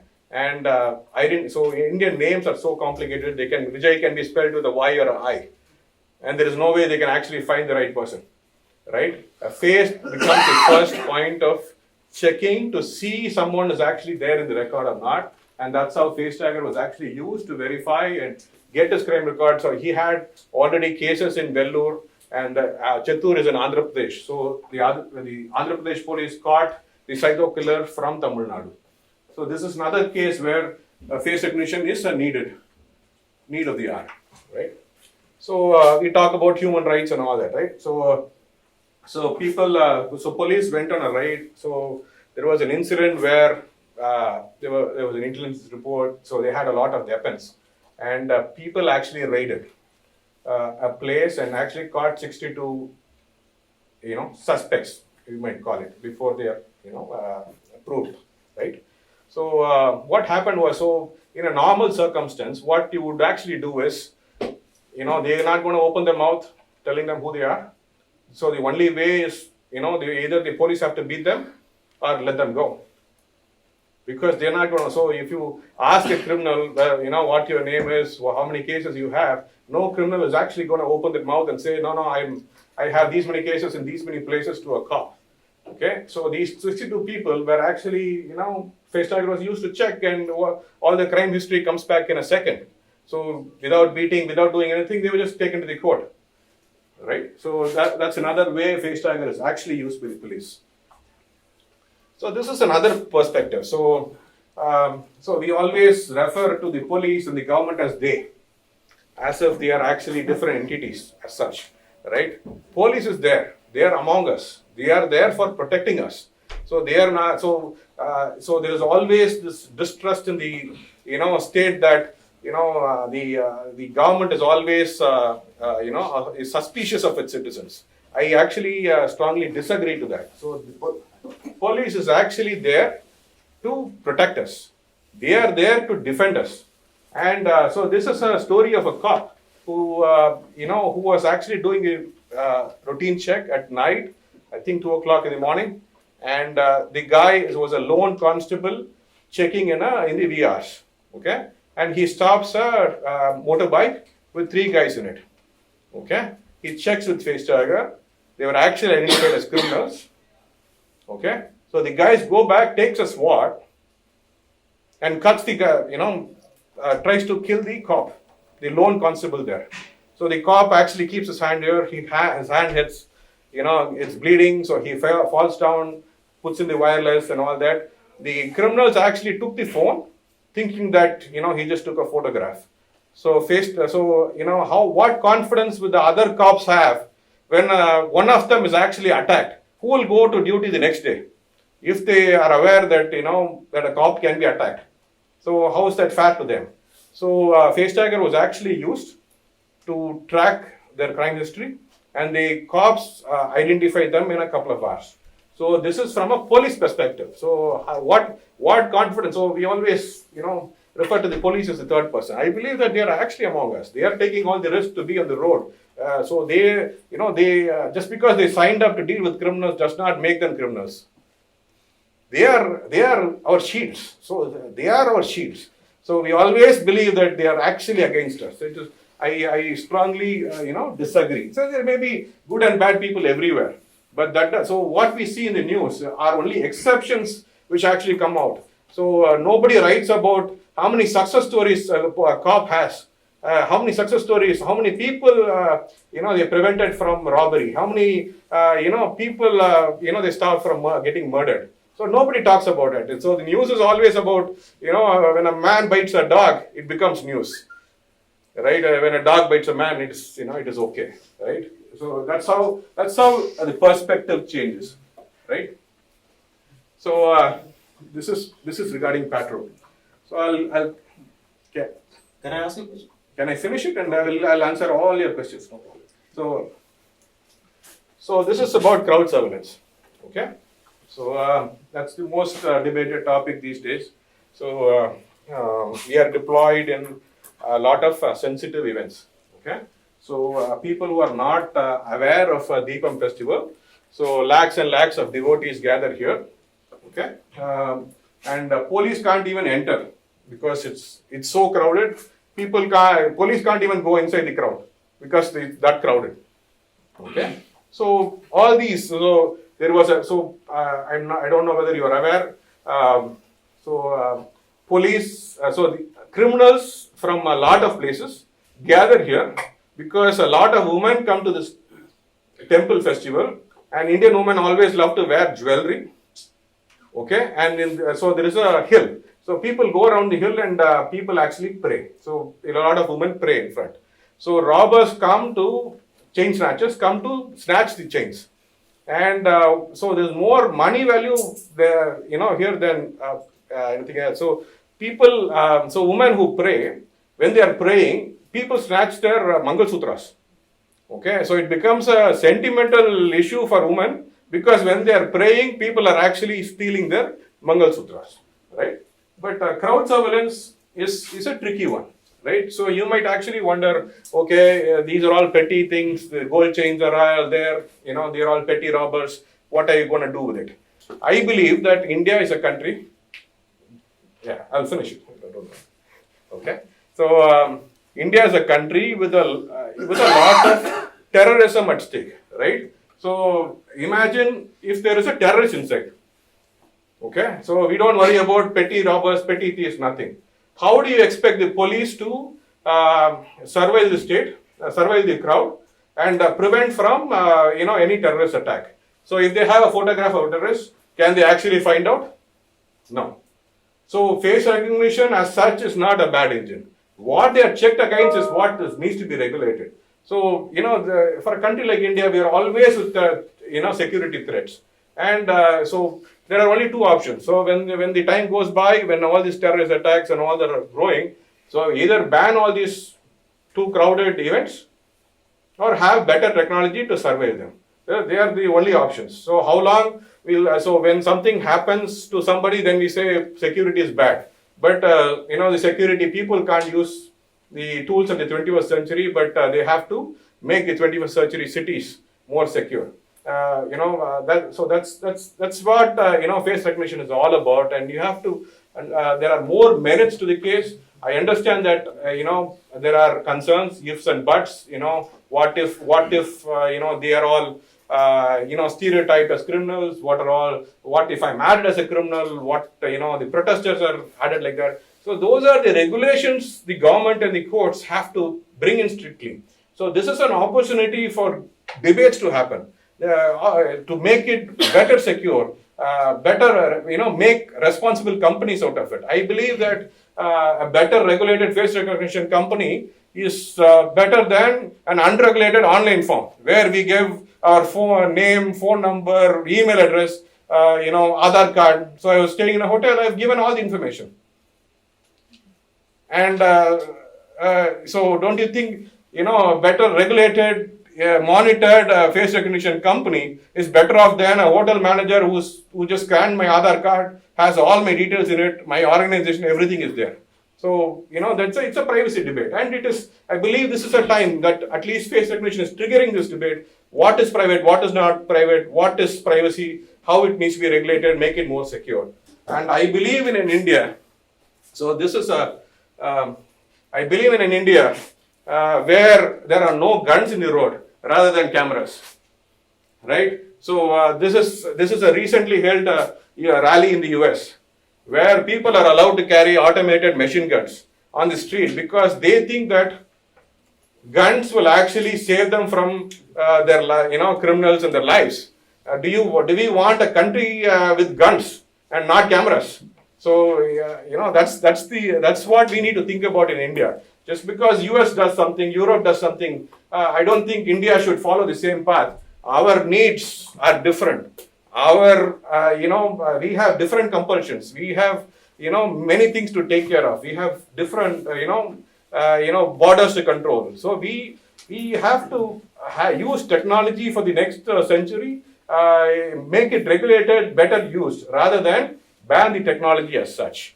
So I thank you for the opportunity, but I will happy to answer any of the questions you might have.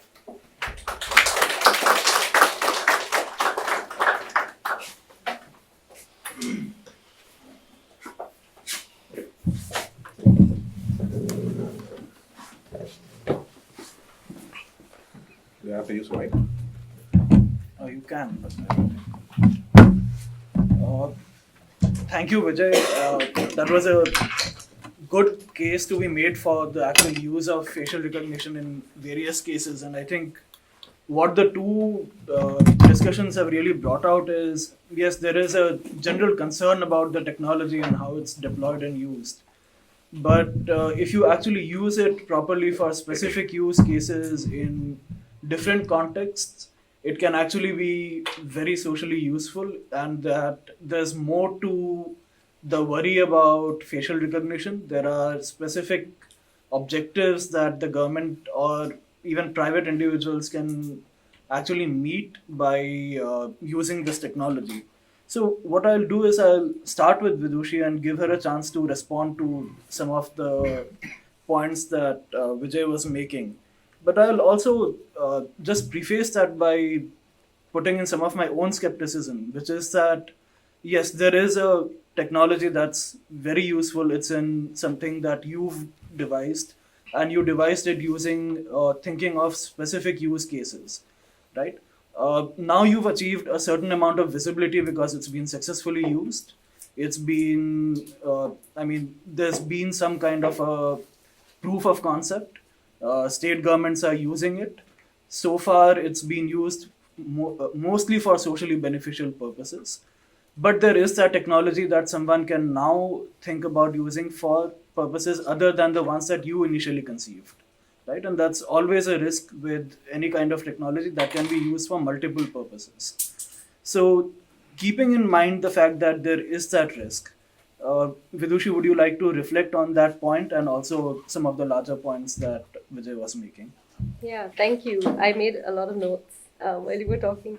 So thank you for that. I think it's always good to sort of listen to the other side, and also between disciplines. I think it's always an interesting conversation because I'm a lawyer and a researcher and I work in the courts and on my computer and you work and I do field work, but you are the one whose field work I'm studying. So the first thing is, I don't think it's a wrong thing to find missing children or to stop human trafficking. I think as someone who's skeptical of technology, we're always asked at some point, well, do you not want to save the children? And the answer is we do want to save the children, of course. We're human rights lawyers for a reason. But I think my first response is that a good use case does not justify a norm, especially when the use case should be a very, very, very narrowly tailored exception. So, of course, it's amazing if you find missing children, but also we saw what happened in Delhi in January of 2018. You were finding, not you, I'm just saying in general, the use case was finding missing children, and December 2019, the use case for the same systems is to monitor protesters. So the slope on which you are standing is extremely slippery. And when you build systems without, as you said yourself, you didn't care whether it was legal or not. When you build systems in the absence of legality, when lawyers' work and documents is often thought of as a headache, and I sometimes agree. But when it happens in the absence of that, what happens is that you don't get to decide which part of the slope you're standing on, which is what we have seen and which is what has been demonstrated time and time again, because it's not just mission creep. So it's not like you're finding missing children today and tomorrow you'll be helping sex trafficking, or rather having stopped sex trafficking. It's that you don't get to decide what the use case essentially is, because the people you're catering to are the state. And now when I'm saying the state, I think it's important to continually reiterate that the state doesn't give us our rights. Our rights exist, the Constitution affirms that they exist, and the state, if they have to infringe the right, have to meet a certain level and a certain standard. The minute we assume that rights can be taken away, full stop, or the minute that we start building technology that takes away rights systematically, I think we've already conceded a lot of the constitutional, strength that we have. And another thing I think is, you said something interesting, and this is actually something I've thought about a lot, which is, we have all of these big meetings, and there are, of course, problematic elements, quote unquote, everywhere. But you said either you don't have the big meetings or you have better technology to surveil them. I think there's definitely middle ground somewhere. Maybe look into what systemic problems of society cause us to behave in such ways. There's a reason that women feel more safe in Sweden than, say, India. And that has a lot to do with the structures of society as well. So I don't think tech is the answer to every complicated social problem.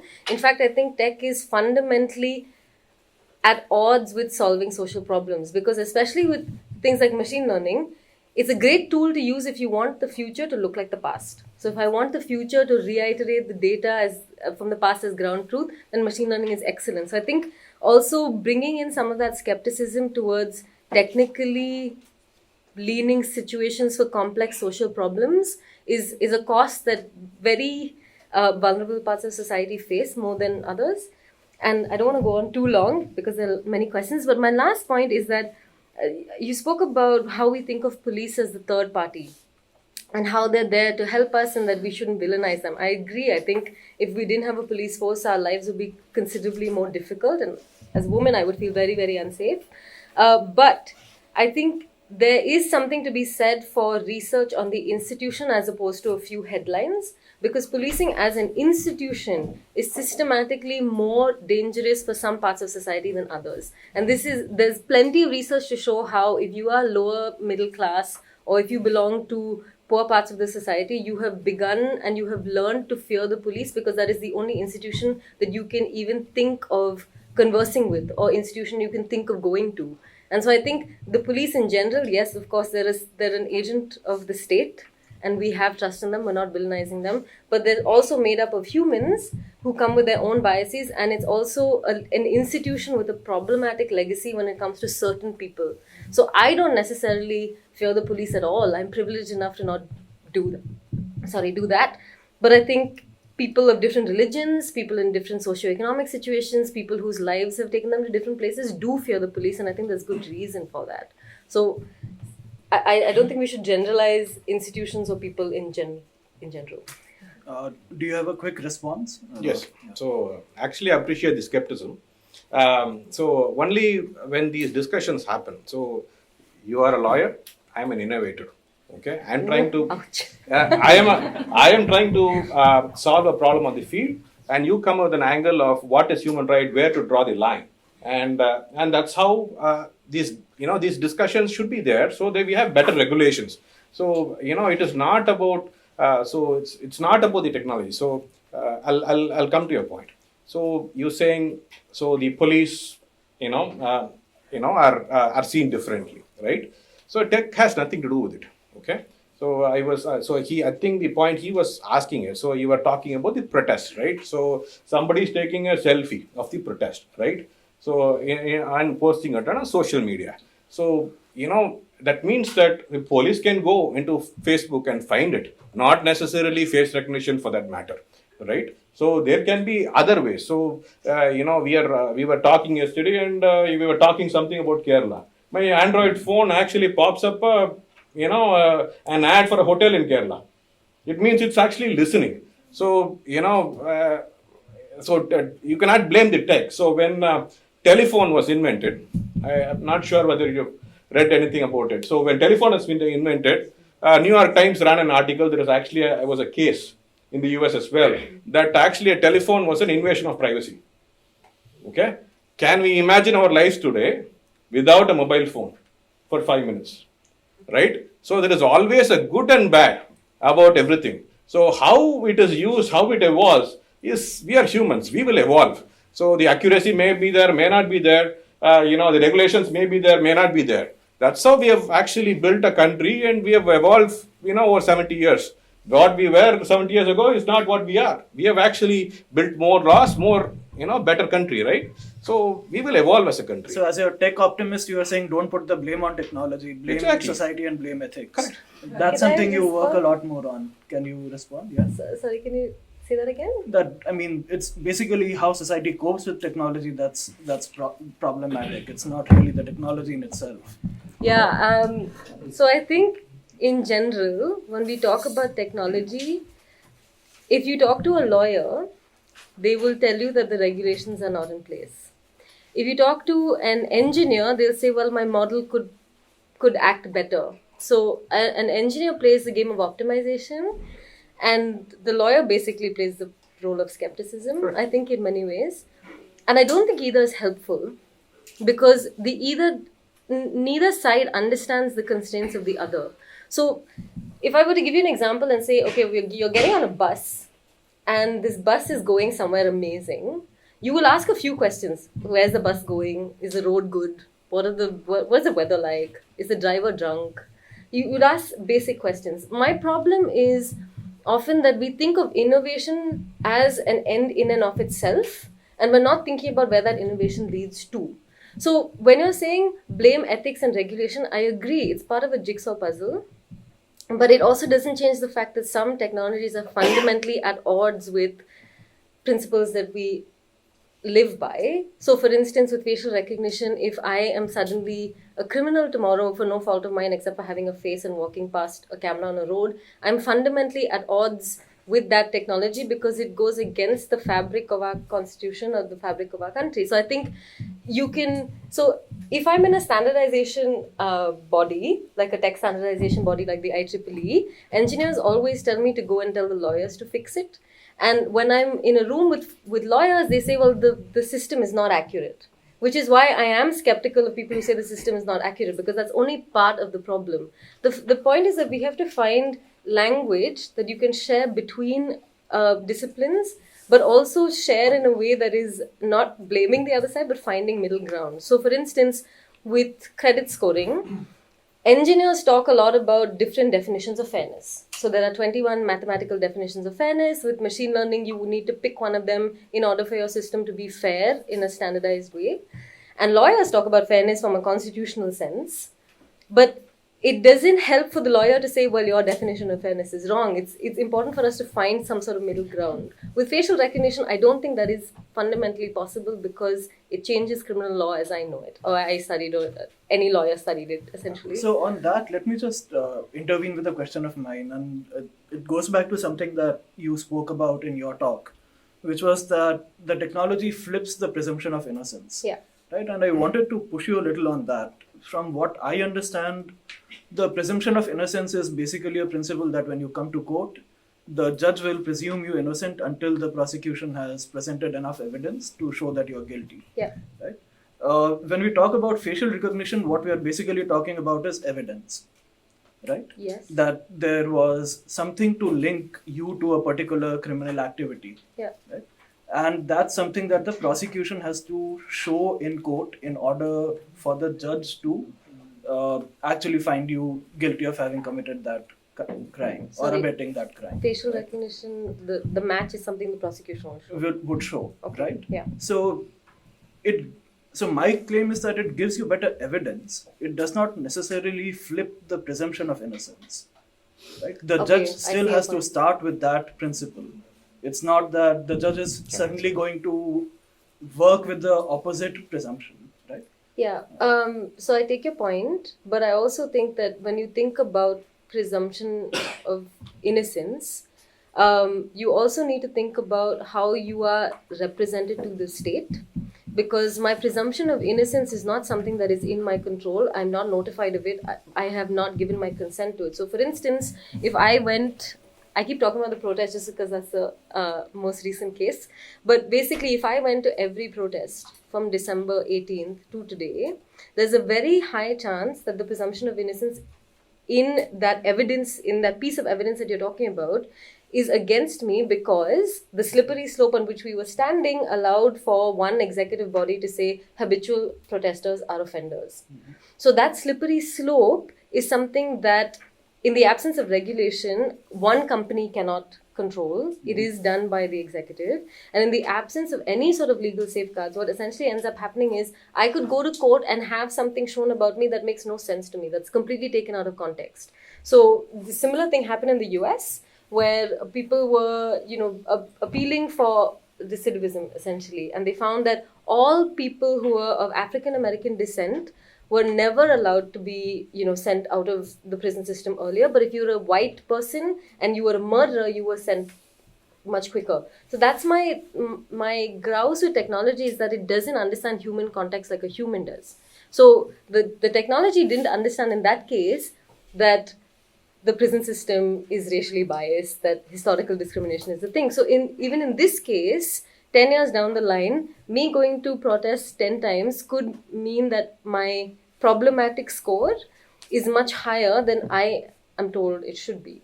Fair enough. Can I answer your question? Yeah. Actually, I want to answer and refute. Say, as far as I know, in the Indian court of law, face recognition is not evidence. Okay? It is not. As a lawyer, you can actually comment on it.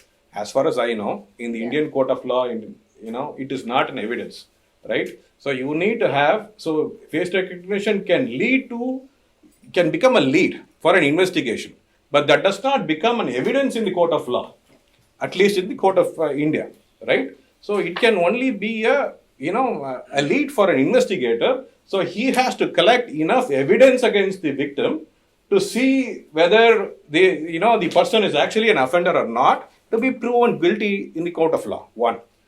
2 is, say, I don't know whether a habitual offender is actually a crime in the court of law or not, right? So if it is not, it is up. So the police can't take your photographs. So you've been on a protest for 10 times. So just because they take footages of you, does not mean that it is a crime too, right? So if they have a record of you, being videotaped, as in a protest, right?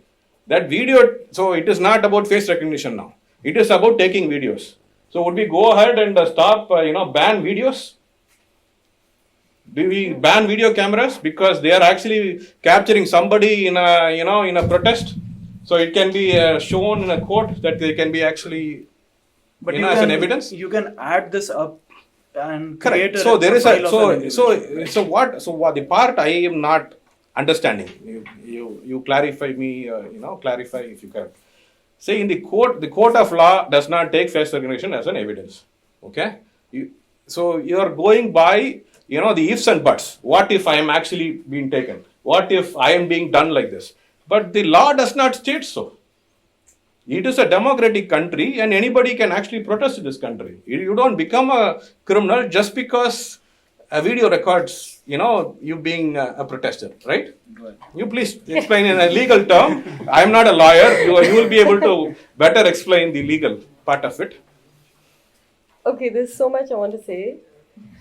Take your time. But I'm just trying to organize my brain right now. Okay, so the first thing is I was having this conversation with someone just before. I think that if we start looking for evidence of harm before we act on facial recognition, it'll be too late.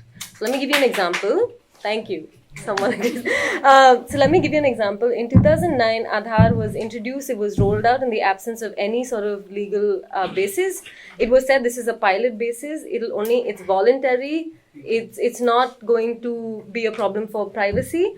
5 years down the line, it was impossible to live without Aadhaar. People died because the system couldn't authenticate them because of accuracy problems. And now Aadhaar has become this monster that's too big to roll back because a billion people are on it. So I think that having this framework of we need to see harm before we stop something terrible from happening is not reflective of actually understanding society and technology together. Maybe it makes sense if you only understand technology, but if you look at society and technology, I don't think that makes sense, unfortunately. So the second thing is you said face recognition is not evidence, and so if the police takes a video of you, you can't ban people from taking videos. No. That was not my question. No, there were two things. Whether face recognition is an evidence in court or not. Okay, so that is face recognition is biometric data. Biometric data is regulated in XYZ ways. But if I put a match of a facial recognition system before a court of law, and having some experience with courts and how they look at evidence from technology, I can assure you it'll create a strong presumption.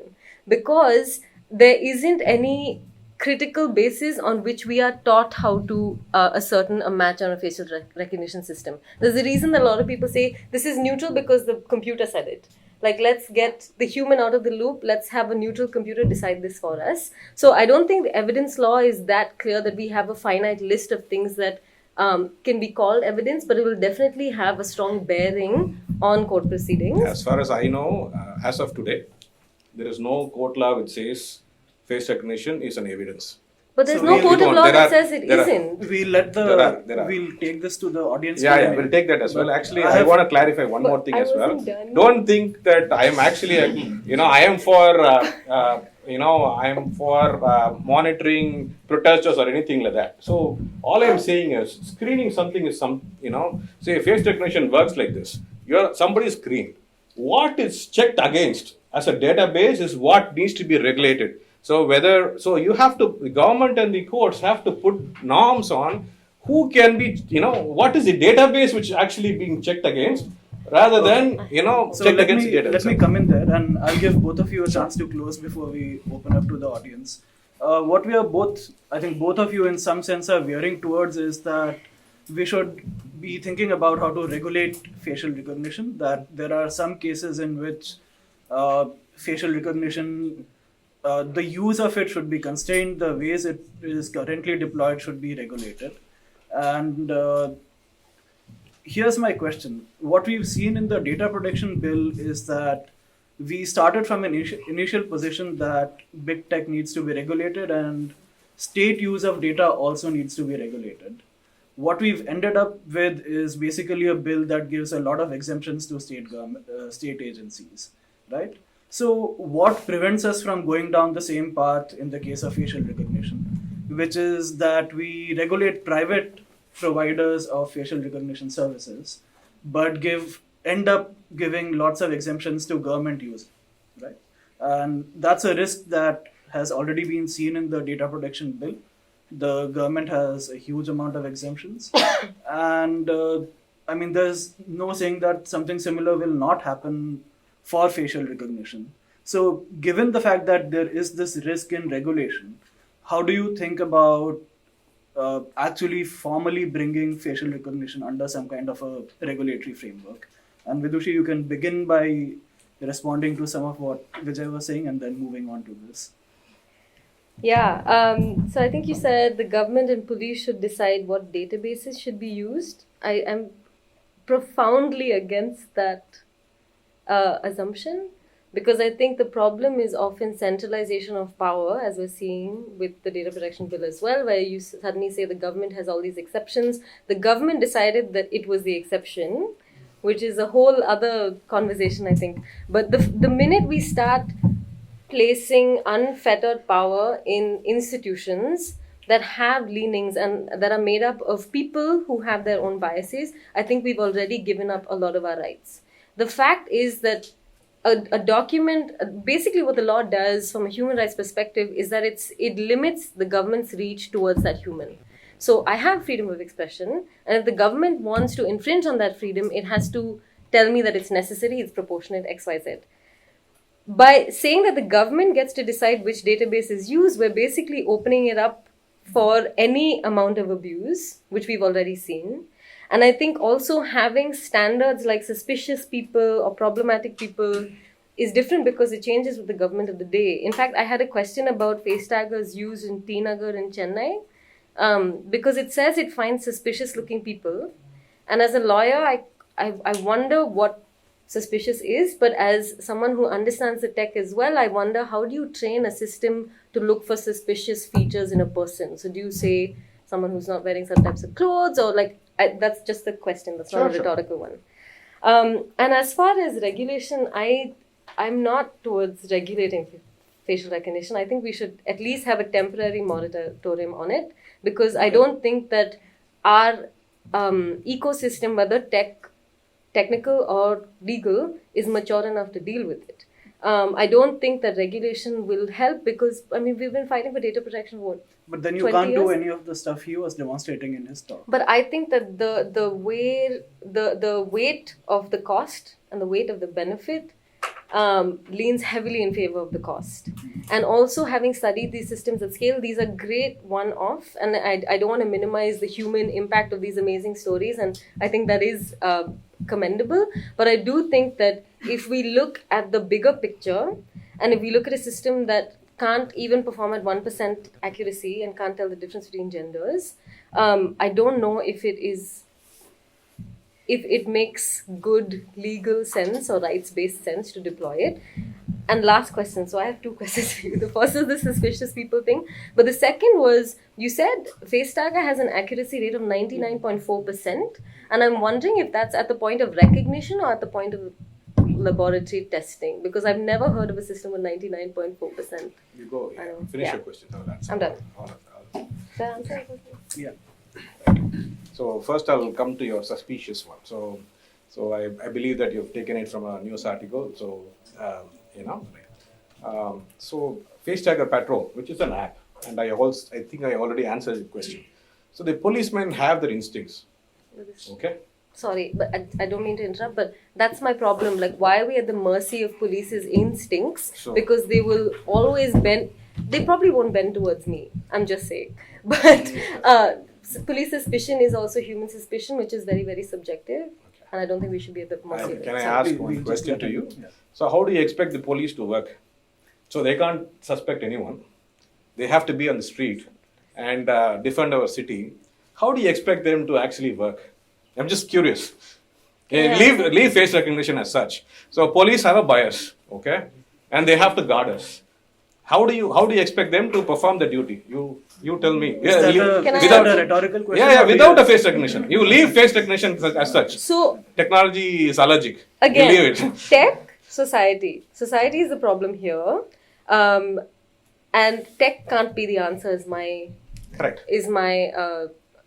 assertion. So if police as a system and as an institution is biased, we recognize that and we deal with it as a human problem. Having a face recognition system is only going to make it worse. You cannot solve that systemic problem. So again, it's like not everything is. Thank you.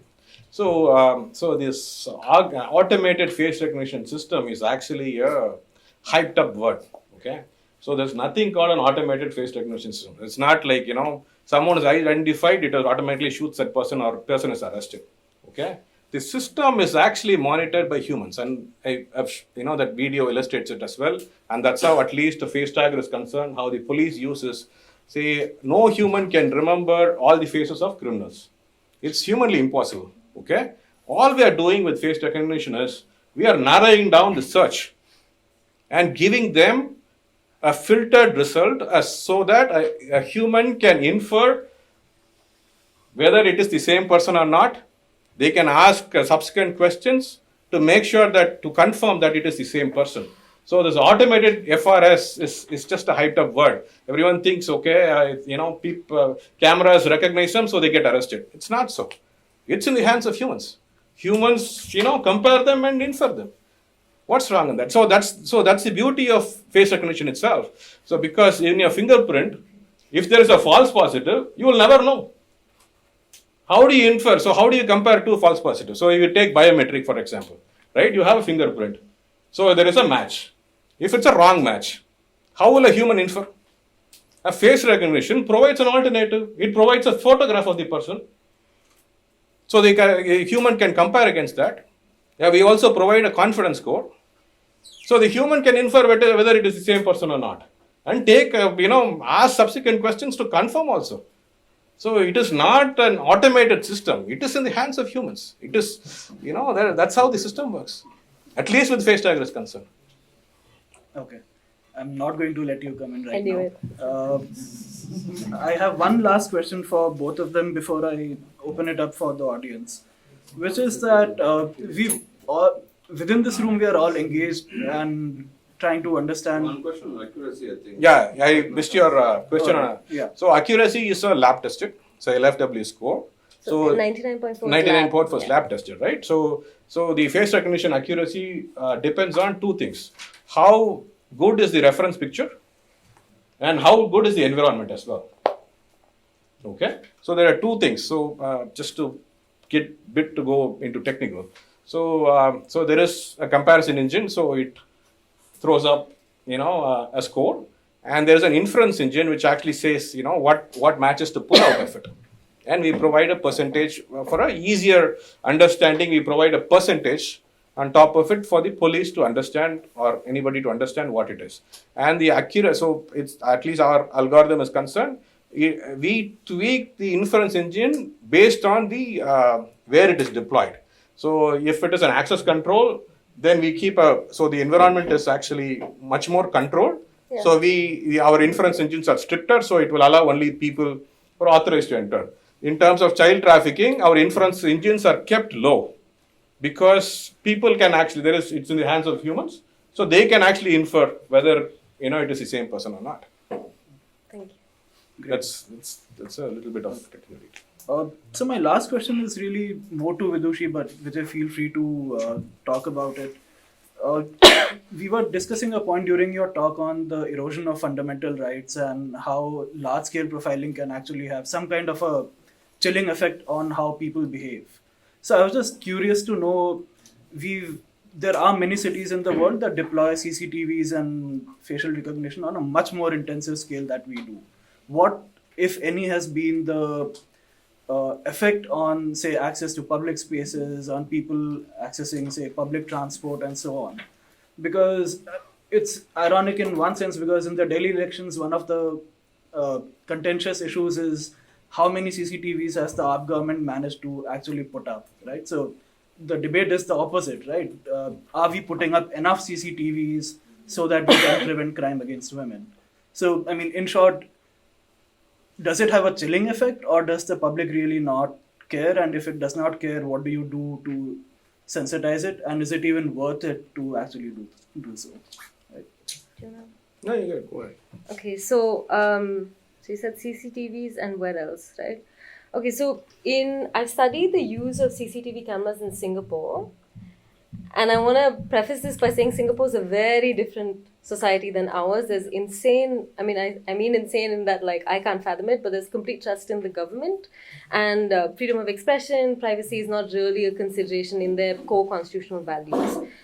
In Singapore, through preliminary research I found is that because there's so much trust in the government, having CCTV cameras, and there's so much trust in government machinery, that having CCTV cameras is a source of comfort for some people, provided, and there's a professor at NUS who does this, they scramble the faces of people. So like they make, for instance, my face look like another woman's face, and they completely change things so that you can't actually track people, but it's a source of comfort. Having said that, most people in Singapore would be okay with complete surveillance, and they are okay with complete surveillance. Like the government sends you a bill to pay your taxes. That's the level at which the government knows about you. So in a country like Singapore or China, I think that the experience is that you assume that the government is always watching you. Your constitutional values are based on that. When you look at a country like India, where we say that we have privacy against the state, we have privacy against each other. We're really private about our bodies. We're really private about our, private lives and things like that.